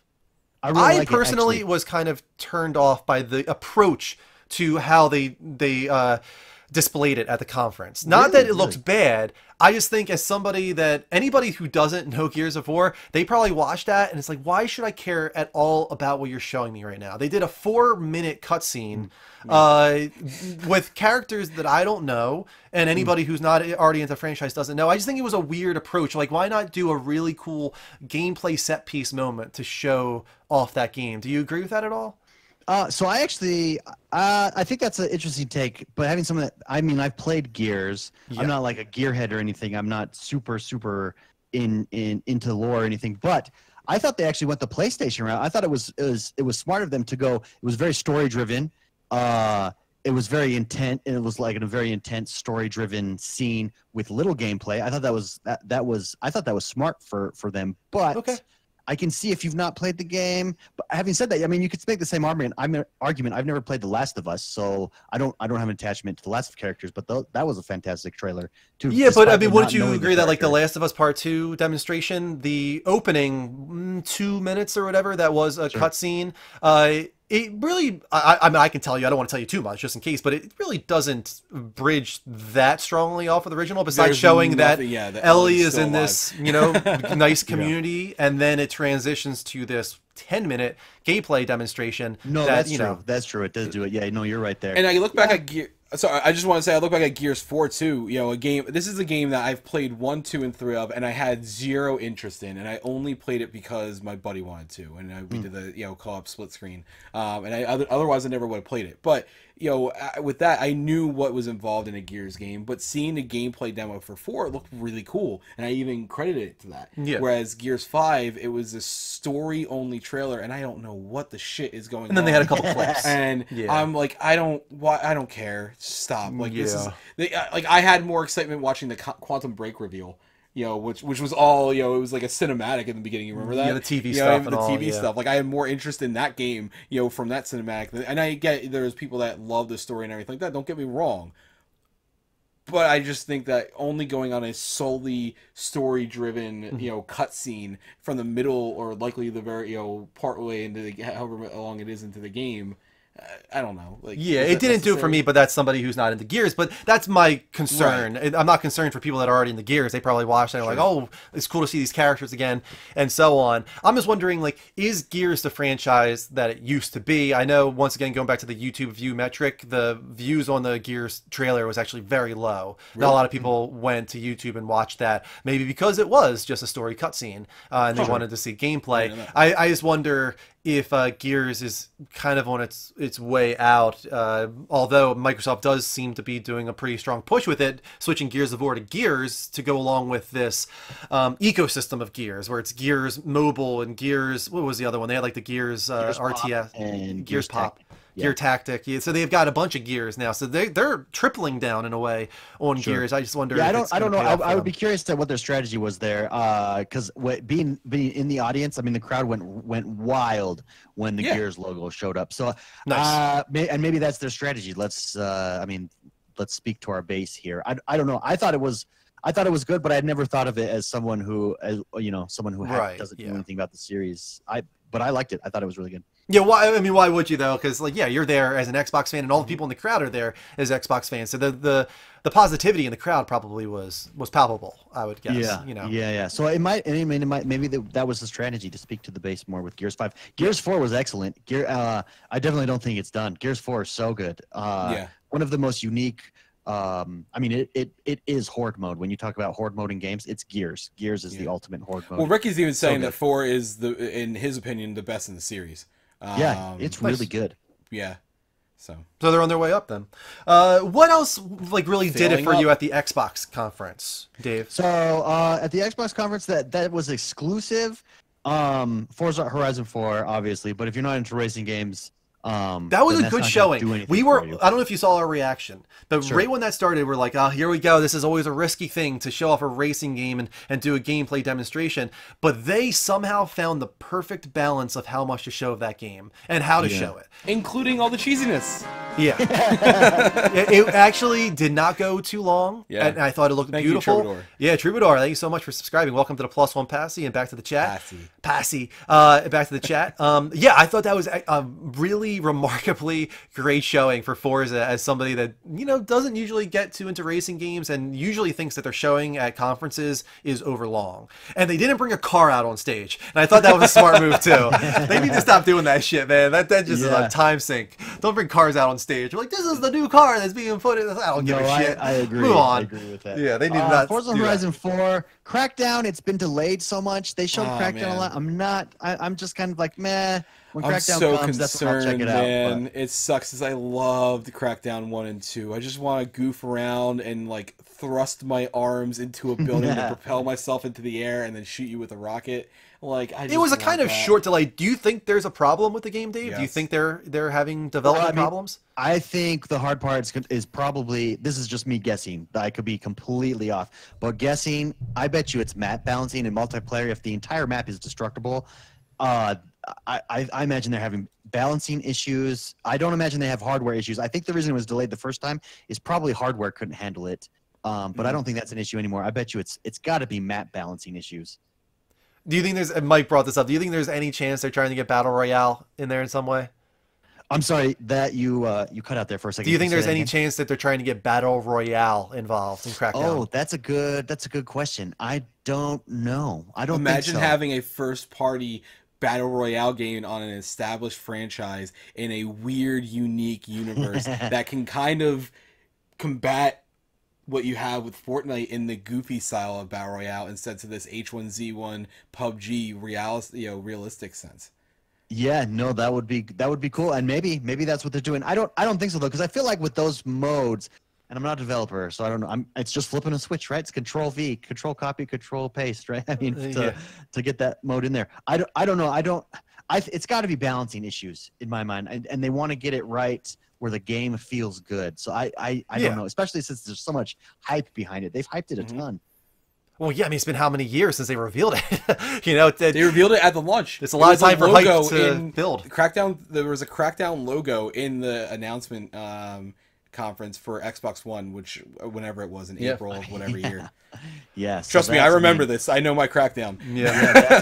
That's a long time. Yeah. Battletoads is huge. They didn't Oh my show God, anything, so just the random. logos. That was so weird. That was such a weird little way to announce it. I was like, you're announcing Battletoads and you're just going to show us this logo? I was just kind of confused by that, personally. I thought that they would do a little more with it. Yeah, I mean, just showing people that it's coming. Battletoads is one, like every year. Phil Spencer, is he wearing a Battletoads? Is Yep. Battletoads coming? What's he doing? So that was cool. Tunic, I think, looks awesome. It looks That like was one of the Zelda. standouts for me. I Standout cannot for sure. wait for Tunic. That looks awesome. Yeah, it looks like a really cool Zelda. I played it, but the level that they had you play as a demo was it was like a tutorial level almost. So Okay. it felt good. I mean, it didn't feel bad. I just knew nothing about the Slow. story or anything. You know. Yeah. Yeah.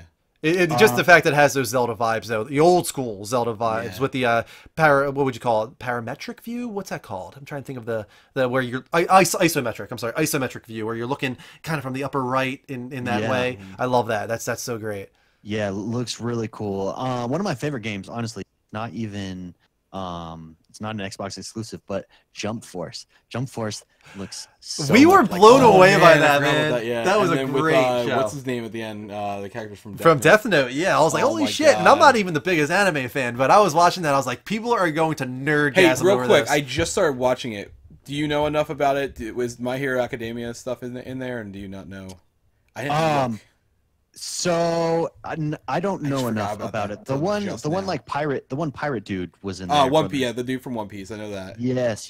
So I've only watched Naruto and then Dragon Ball. I'm actually currently watching Dragon Ball as we speak. So I keep going back and forth. That's a now lot to between watch. Super and My Hero Academia. Yeah. That's the problem with those animes, man. Some of them are just so So long. long. Just come on, man. Get it done. It's crazy. That's why I was really happy with Death Note and why I'm considering watching Cowboy Bebop, because they don't overstay their welcome. I can get those knocked out in a couple weeks. That's what I need from an anime, not these Naruto. Holy shit, man. Like, how many episodes is Naruto? Oh, I don't even want. Well, Like wait. 500. We're no, not done yet because now there's the sequel, Boruto, and I'm not exaggerating. Oh, wow. I didn't even hear about Yeah. this. Yeah, I don't know about Yes. that. they're so long. So Let's see, many what of else them. was there? Sekiro looks freaking awesome. I can't wait for Sekiro, especially considering it's more of like an action-adventure version of Bloodborne in the Soul series. So that was really cool to see. DMC5, what'd you think of that reveal, Dave? I mean, that looked cool. I'm not a huge DMC guy, but Blasphemy! Fake fan! Wait, Get out of Dave, here! how can you be a gamer and not love DMC5? We're being sarcastic, just to make it clear, because Yeah. we are not Devil May Cry fans either, in the Oh, sense okay. of everybody that responded to us on YouTube. We're not allowed to react to Devil May Cry in positive ways for other people without having a strong, deep knowledge of the lore. We and were torn to characters. pieces, Dave. We actually took down our torn YouTube to video because of it. pieces over that because we didn't. When we watched it, let me ask you: Did you know who that character was when you were watching the Devil May Cry? I did just because I've seen enough of it, and I think I've played a couple demos. I've just never jumped into the game and played it. But I will tell you, when that game dropped, people were standing up. Like, Yeah. That's been a Whoa, long time it's coming. so Yeah, surprising it's too. so- At an Xbox so well done. conference, there was no way, there was no reason to expect that. Yeah, it was a long time coming. So I was a little surprised that a few other rumored games weren't there, like Splinter Cell, for instance, Fable reboot. Yeah. I was a little surprised that we didn't get any hints at those. Well, this is part of why I think this goes to my theory of why I think we're going to see a new console. I think they're saving all that. I think they've learned you cannot mess your reveal, your first E3 reveal of your new console. I think they're saving everything for that. Yeah. I don't disagree with that at all. They're going to have a really cool showing for when they reveal the next Xbox, if they've got a Fable in the works, and maybe they've got some type of exclusivity with Splinter Cell or Borderlands 3 or, all these games that we know are in development and were heavily rumored to be at this E3 based on that Walmart leak, but Yeah. for whatever reason we're not there. One game those that's are gonna be super big. cool that I think is kind of flying under the radar that I didn't know a lot about, but that they showed was Sessions, which is like the skate game. Yeah. that's Don't get me coming out. started. I'm gonna cry. He was so excited about that. Dude, I want Oh, really? that Yeah. So what's cool? And like, I love bad. that. Like, you film. Like the footage that they showed was actual, like, another player filming the player skating. So it's all about making skate videos, which is super cool. Mhm. That is very cool. Dude, it is the spiritual successor to Skate in every single way I want it to be. By the way, I just noticed this in the corner. Devil May Cry 4. Yeah, It's the first game. It's right Yeah. there. I told It's you I right had there. Devil May Cry 4 and I played 2 hours of it maybe. Like, I know who Nero is. Don't get me wrong. I know who Nero Right. is, and I remember the game.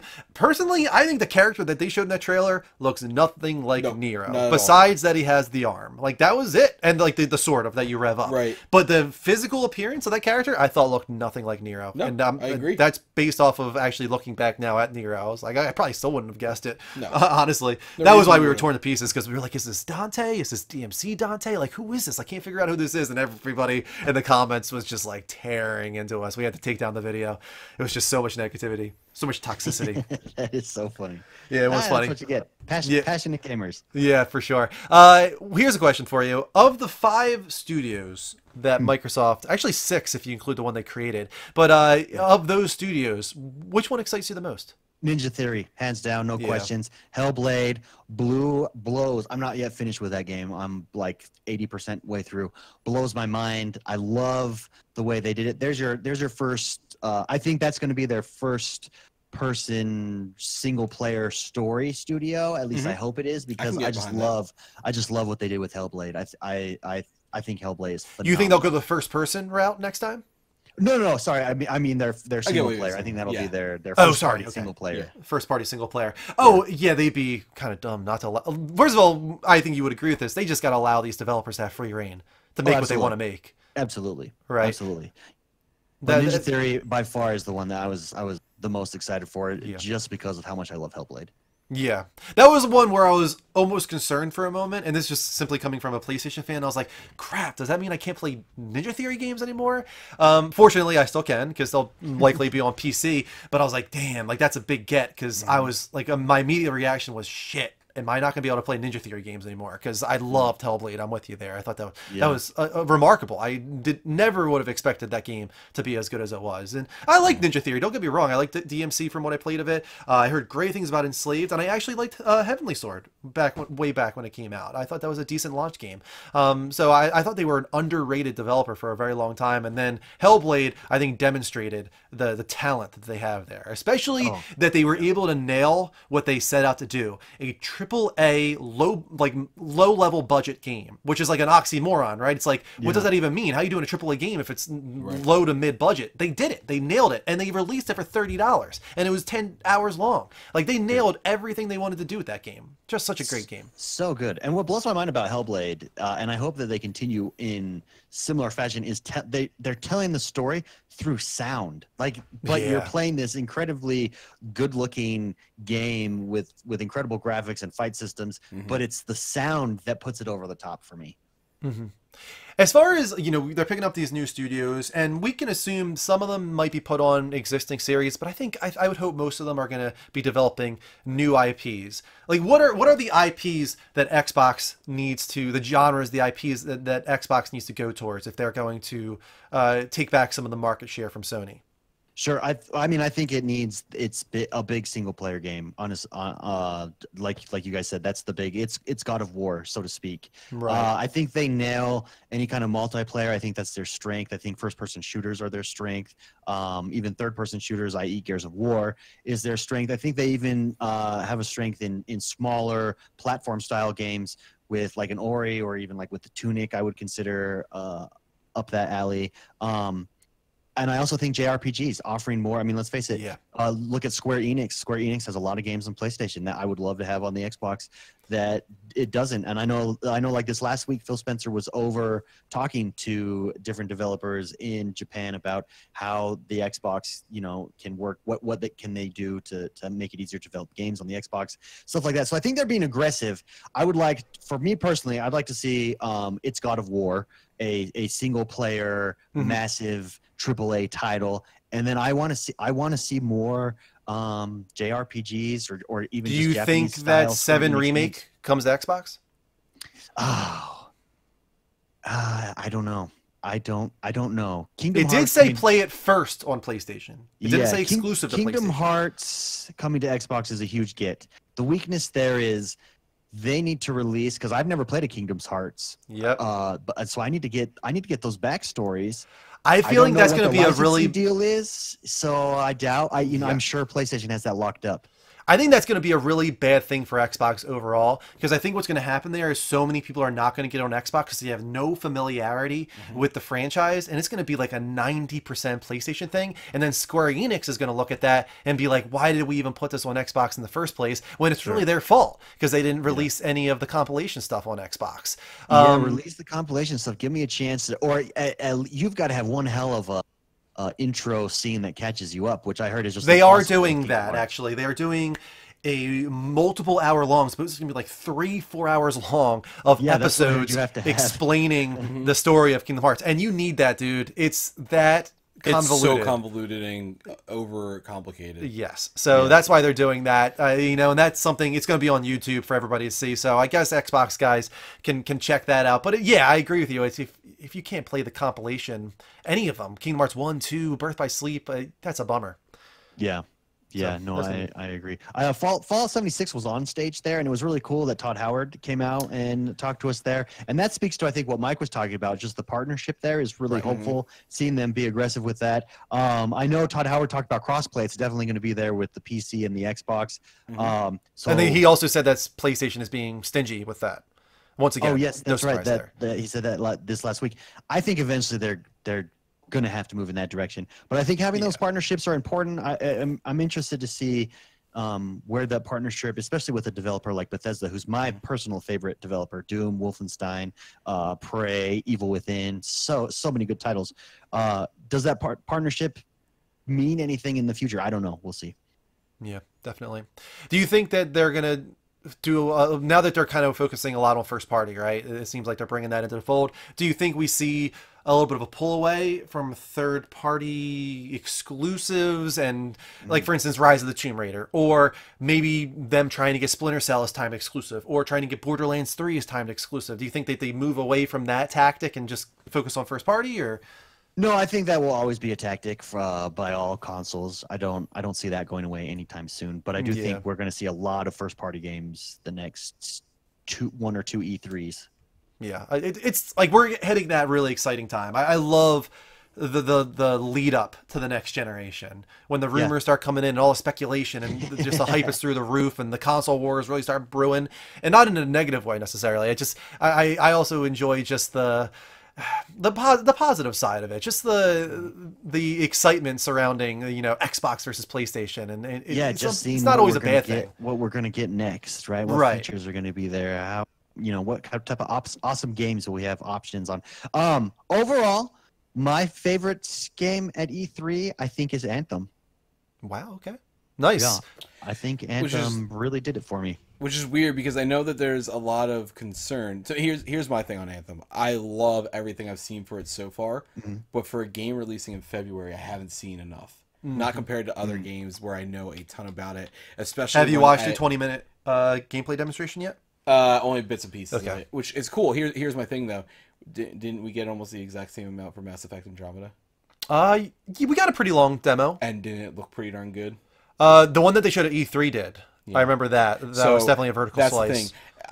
I'm very wary of it, and I don't want to discredit that company because they have a very good track record for the most part. The problem is their last showing was not very good. This was supposedly in development at the same amount of time, and then suddenly now we're supposed to not remember everything that was their B team, though, as we know it now. I get that, but why is that? I mean, just because it was B team doesn't mean that those B team workers weren't integral to other projects they were working on. The way I look at it is this is the team that worked on Mass Effect 1, 2, 3.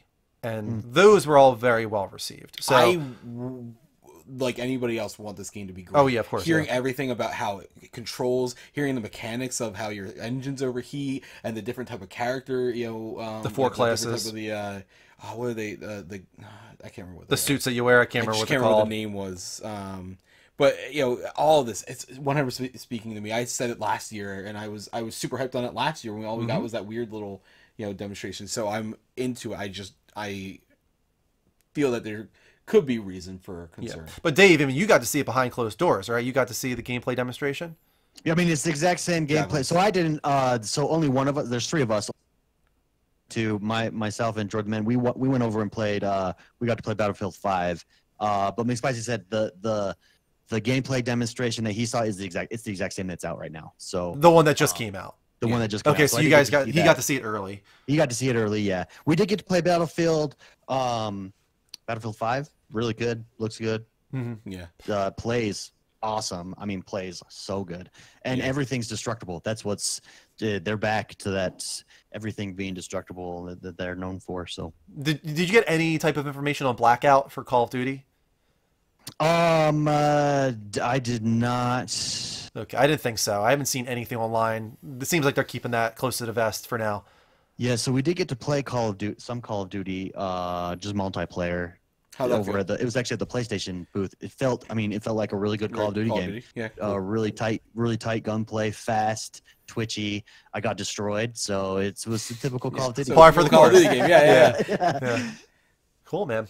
All right. And anything else that you wanted to bring up from your E3 experience this year? No, just I hope next year you guys are able to be there with us. It was a blast. We would love to, man. It would be so much fun to hang out with you guys and just enjoy E3. It'll happen eventually. It has to. Yeah, it has to eventually. It's just at the same time we need to figure out, like, we love doing the reactions to the conferences. Right. Yeah, so that would have to So we would need to figure out how we would get that done while also being there. Sure. Face cams on our phones. Or maybe we don't sit in the crowd and we actually do like a live reaction from our hotel room or whatever. I don't know, but I missing out on the live reaction I feel like would be tough for me to handle. I would love being there, but that would always be like, shit, man, we can't experience this with the community, which is I love so much about it. I love experiencing it with all of our viewers. So let me turn off subscribers only chat now, guys. We're out of it. Everybody's welcome back. Plus One Posse or not, you are all welcome back to the show. Thank you to Troubadour and Chubrock, who became a part of the Plus One Posse, so they could be a part of the chat for that moment there. Let's do a couple wheel spins for those guys. First for Chubrock, or actually no, first for Freaky RO. He subscribed through Prime earlier. Video Game A to Z. I'm glad you're here for this, Dave. We actually get to play Video Game A to Z real quick. Also, we are going to do another spin for Chubrock. This one is...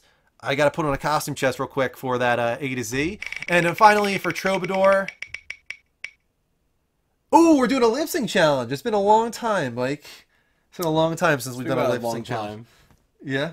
You got a song in mind? I kind of do. Let me get a costume real quick. So the way video game A to Z works, Dave, have you ever played this with us? I have not. No. It's very simple. So pretty much the gist is the A to Z means the first letter of the title. So we go around. Say I were to go first, A, so I would say something like Ape Escape. Then Mike would go to B, and he would say something like Borderlands. And then you would say something that starts with a C. Then I go back to D. And whoever takes like a 5-second window, if you go beyond that, you are out. You lose. You good day, sir. All right. I don't even know what that song is. Oh, the top one. The top one. Yeah. Sorry, I was looking at the second one. Okay, I'm cool with that. Yeah. I'm always cool with that. All right, hold I on. put it on randomly earlier. I'm like, you know what? I want to do this. It's been a while. It's been a while. It's been a while since I could hold my head. Oh my god, that hat's perfect for that song too. Yeah, I'm just going with the tie. Going simple. That hat's perfect for that song. Can I get it over? Yes. Okay. Dave, since you are our guest this evening, we're going to allow you to start, meaning you have to do the letter A. Assassin's Creed. Battlefield. Call of Duty. What am I on? D. Dying Light. Eve Online. Fable. God of War. Heavenly Sword. Indigo Prophecy. Sorry. You always mess up one I. He was close. He was close. He got it. He's good. He's okay. Just Cause. Okay. Killzone. Mass Effect. Wait, I'm sorry. Crap. Try that again. Try that again, buddy. Shoot, I'm done. I'm out. He's out. Mike is Ah, out. give me it. Yeah, you're L. L. Wait, I take over L, right? Yeah, you take over L. L is hard. I don't know. I think you win. Lost Odyssey. Lost Odyssey. I'll allow it. Metal Gear Solid. Near Automata. Oni. Persona 5. Quest 64. Wow. Resident Evil. Splinter Cell. The Crew 2. I'll allow it this We'll time go, since yeah. you're a guest. He's a guest, we'll go. Wait, sorry, what was that? That was T? Yeah. You, T, Uncharted. Uncharted. TUV. I think I just lost. Valkyrie, is that a game? Yeah, that's probably. Volcrow Chronicles. There you go. Close enough. Vanquish. Vanquish. There you go, Vanquish. Okay, TUVW. WrestleMania. Oh. The N64 one. WX. Xenoblade. Oh, Chronicles. nice one. Very good. X, Y, Ease. We always go with Ease. Like, you know that game Ease with all the Ys? Y, Y, Y, Y, S? Yeah, Ease. XYZ. Zoo Tycoon. That's what I always use. Good one. All right, we're going back to the beginning. All right, let's see. I already kind of said it. I can't say Ape Escape again, I guess. Ace Combat. Ace Combat. Battletoads. Chrono Trigger. Division. E. I don't think I have one for E. Done. You're it. Bye. I'm giving it to you, Dave. Yes. giving it to you. You win. I kind of cheated on a few there, but thank you. Yeah, it's thank you. okay. It's okay. It's 1,000 points to Gryffindor. Yes, there you go. We'll allow it. We'll allow it. I got What's a I good got one for E? Pina Colada. E. Elite Dangerous. I already said Elite E. Dangerous. There we go. Yeah, that's a good one. Elite Beat Dangerous. It's another one for E. Wait, you lost. Drew, you lost. I know. Well, Wait, hold on. kind of. Hold on. You lost. Yes. Guys, Drew lost. Drew lost. What does this mean? You've never lost before, and you always laud this over everybody else. You were the undisputed champion. He did kind of give me a few, like, the crew. Earthbound, that's a good one. Yeah, that's one of our rules is you can't use the as a letter, Yeah, but yeah. you know, it's okay. It's not a big deal. Drew lost. I lose. I lucked out. I got Pina Colada, Oh, so it was good. good for you. I was terrified because spoiled milk is the worst flavor in that box. Did you watch when I made Danny eat them the other No. day? Oh my god, that was amazing. All right, guys. I think that wraps it up. That is the show tonight. Dave from X1 Bros. Thank you so much for joining us, man. As Hey, always. thank you very much for having me on. I love what you guys are doing. I love your community. I love your streaming. I can't wait to see you do it full time. And so thank you. I'm humbled Yeah. to be here. Thank you, everybody. Yeah, I'm excited too, man. We're both doing it full time, and maybe we can assist each other in some way, join together, do Yeah. some multi-streaming. I know you're on Mixer, but I'm sure we can find out a way to make Figure it something out. work. We'll figure out a way. Yeah, definitely. So, speaking of Mixer, guys, if you don't know, the X1 Bros, they broadcast their talk show, their podcast, over there at mixer.com/X1 Bros. You guys still do that Fridays, right? Still on Fridays, yeah. And if you don't have time to make it to Mixer, check out our podcast, X1 Bros. We're on episode 218. It's a good time. It's just a lot of fun, guys, talking about games. We're all about positivity. We don't like fanboy wars, so come check us out and just enjoy. Yeah, man, definitely. And x1bros.com, of course, guys, is a great way to go about finding all the different channels that they're on, whether it be Mixer or their Facebook group that you can like. They're up to 18 or some thousand likes. You guys are crazy on Facebook. Got so many likes. So definitely become a part of that and support them in that way. Because you guys have been so supportive of us. Thank you for being a sub to our channel for the longest time now and supporting us in any way you can. You guys are awesome. Yeah, absolutely. Thank you. All right, guys. So let's find out what we're all going to be playing this week. We're also going to be rating somebody. But Mike, what are you playing this week? Oh, what? I'm gonna be playing Warframe. Oh, Warframe. Yeah, when you were gone, I said that anybody that has Warframe for any console, let me know which one you have it on, and whatever has the most, I'm going to join with you guys. Very cool. I will be going back to Ni no Kuni since I'm in the final week before Octopath Traveler comes out. I'm going to try and see how much I can get done of Ni no Kuni. So I'm going to be doing Ni no Kuni on Monday and Wednesday. But considering how great the stream was last week, I'm going to make it a thing that Thursdays for the foreseeable future are going to be H1Z1 Battle Royale. That was a really fun time. Cool. Yeah, everybody enjoyed it. Oh, we all had a great time playing that. So I'll be doing H1Z1 Battle Royale this Thursday, next Thursday, and maybe even the one after that. And then Sunday, of course, is our gaming talk show, The Level Up Show. You can join us every Sunday for that one. Dave, what are you going to be playing this week? Going to be playing anything, streaming anything? Yeah, I'm going to be playing a lot of The Crew 2. We have a community challenge right now where we're trying to get whoever has the top speed wins a gift card in a certain race. It's over in Discord. But yeah, so I'm going to be doing The Crew 2, Sea of Thieves. I'm streaming that this week as well. And maybe Divinity Original Sin 2. Not sure. I don't know if I can jump in on a stream with that, but maybe. I'll I'll tell you right now, don't. Get your feet wet first, and then do it on the stream. Okay. A lot of RPGs are that way. The openings of RPGs can be really slow. Yeah. It's going to take you a while, and it's honestly going to be a lot of you looking stuff up, saying, what do I do here? Well, so I played Divinity. I played 1, so I feel like I have a good base, but we'll see. We'll see how it goes. All right. Do we have any idea who we're going to raid? I was going to say one of these two. Let's see. Yeah, sure. Hey, hold on a second. We're going to have to do a wheel spin real quick. Crapple sauce. Nice name. We're going to give that a wheel spin real quick. Thank you so much for the sub, Crapple sauce. So I'm going to pop up. There it goes. And I think we're going to raid. Let's see here. Let me look again. Oh, we're doing video game A to Z. Let's just spin again. Yeah. We already did video game A to Z. Let's do another one. Old man Andrew. I guess I can close off the stream as an old man. Why don't you do Old Man Andrew on your game stream tomorrow? I could actually. Let me just set a reminder for that now. I can set reminders. Reminder, old man Andrew.